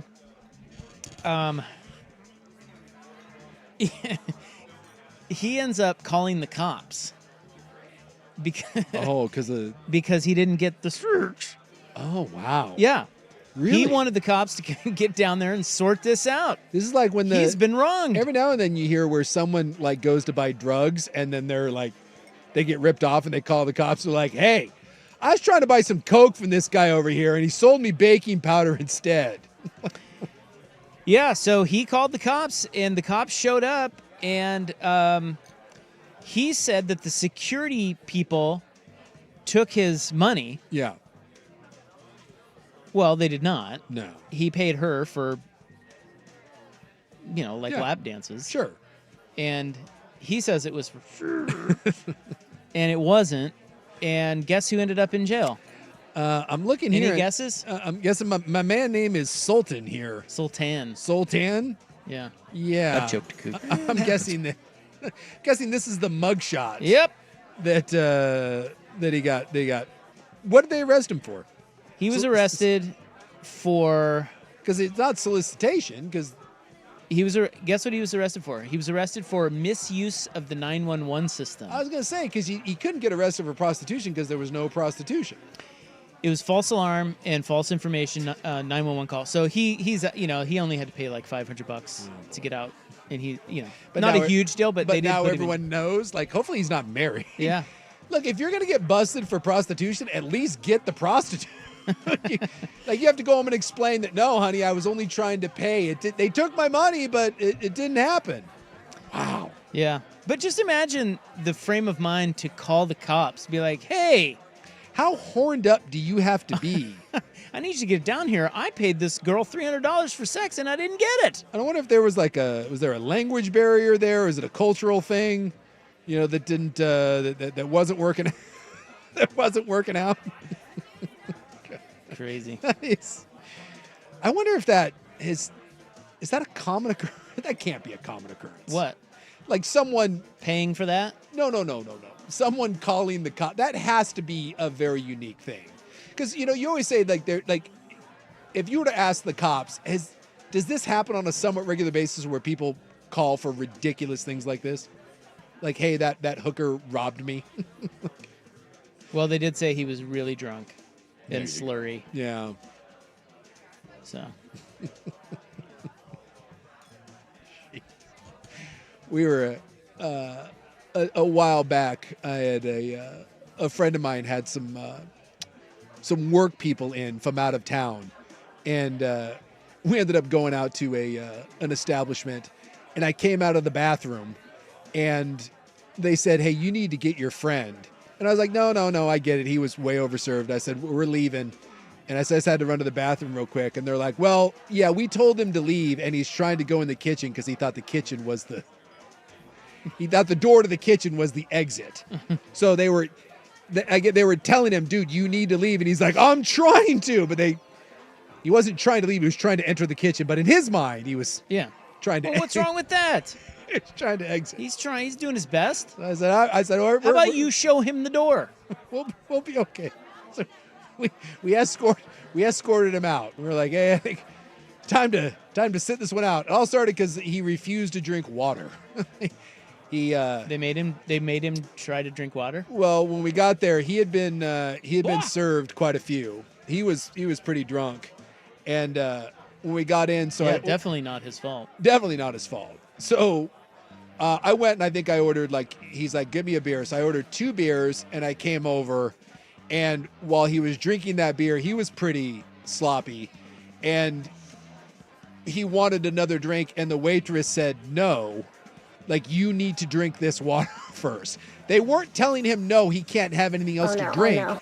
They just were, she literally brought him a glass of water and said, drink this water, and then I'll let you have another drink. And that was a bit of a problem. Which, by the way, that is a terrible. Yes. I mean, yes. What are you doing, lady? I don't know. Just cut him off. Thank you. He doesn't need another drink. Don't get him another drink. Yes. Here, have this water and everything will be fine. Doesn't really work that way. So, it went downhill from there. And that was like, we need to go. It's time to leave. Wandered into the kitchen, eh? So I thought to myself, and I said, let me go to the bathroom and we're out of here. Because it was going to turn bad. Like, he was not happy with the situation. And I was not prepared when I came out of the bathroom to be like, you need to get your friend. No, I get it. We're leaving. I just. Yeah. No, he's in the kitchen. He's in the He's in the kitchen. Oh, boy. All right, we'll wrap it up next on The Fan. It's back. Your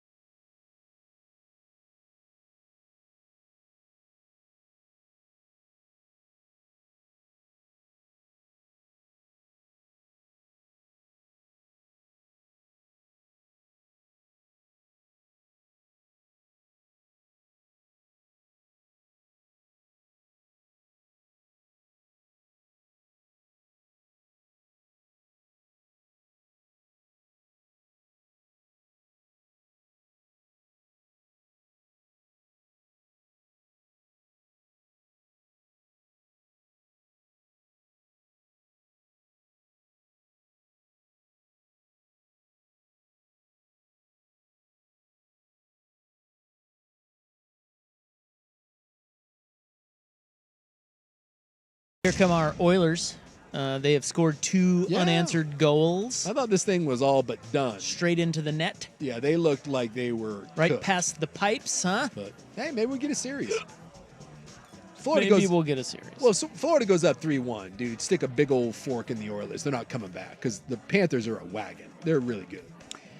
All right. Well, I don't have anything else. You're exhausted. I am exhausted. I worked hard today.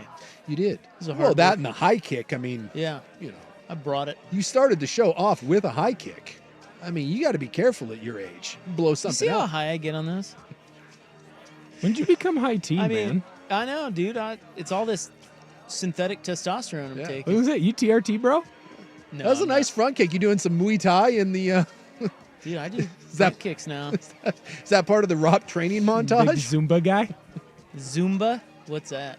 It's the dancing workouts. You got to get the high kicks in, man. Yeah. Was that who's the Zumba dude? You know, that's Billy Blanks. Yeah, or Billy. Banks. Billy. That's Tybo. Oh, is that still a thing?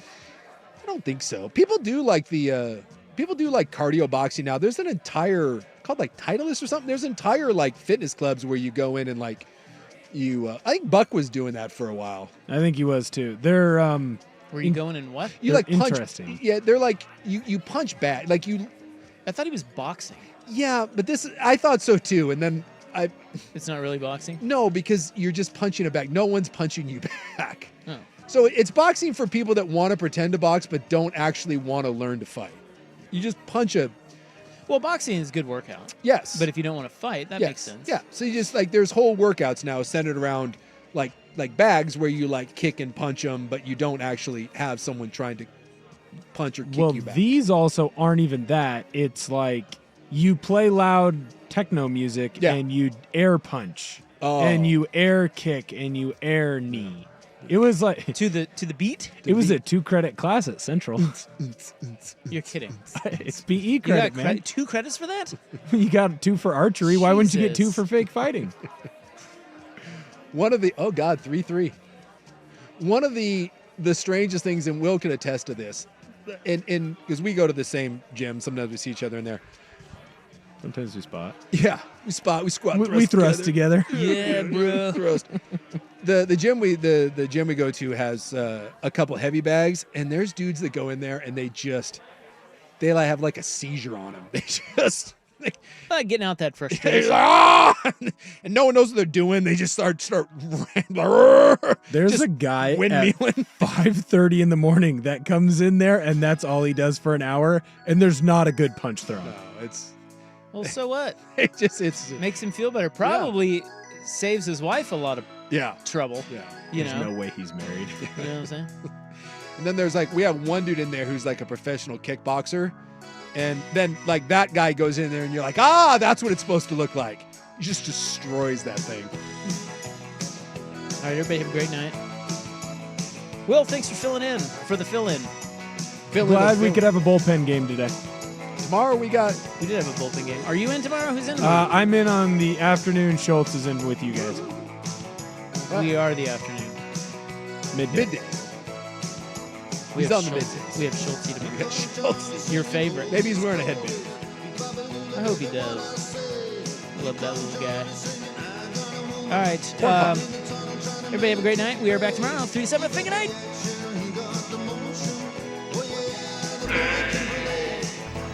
Friendships of space.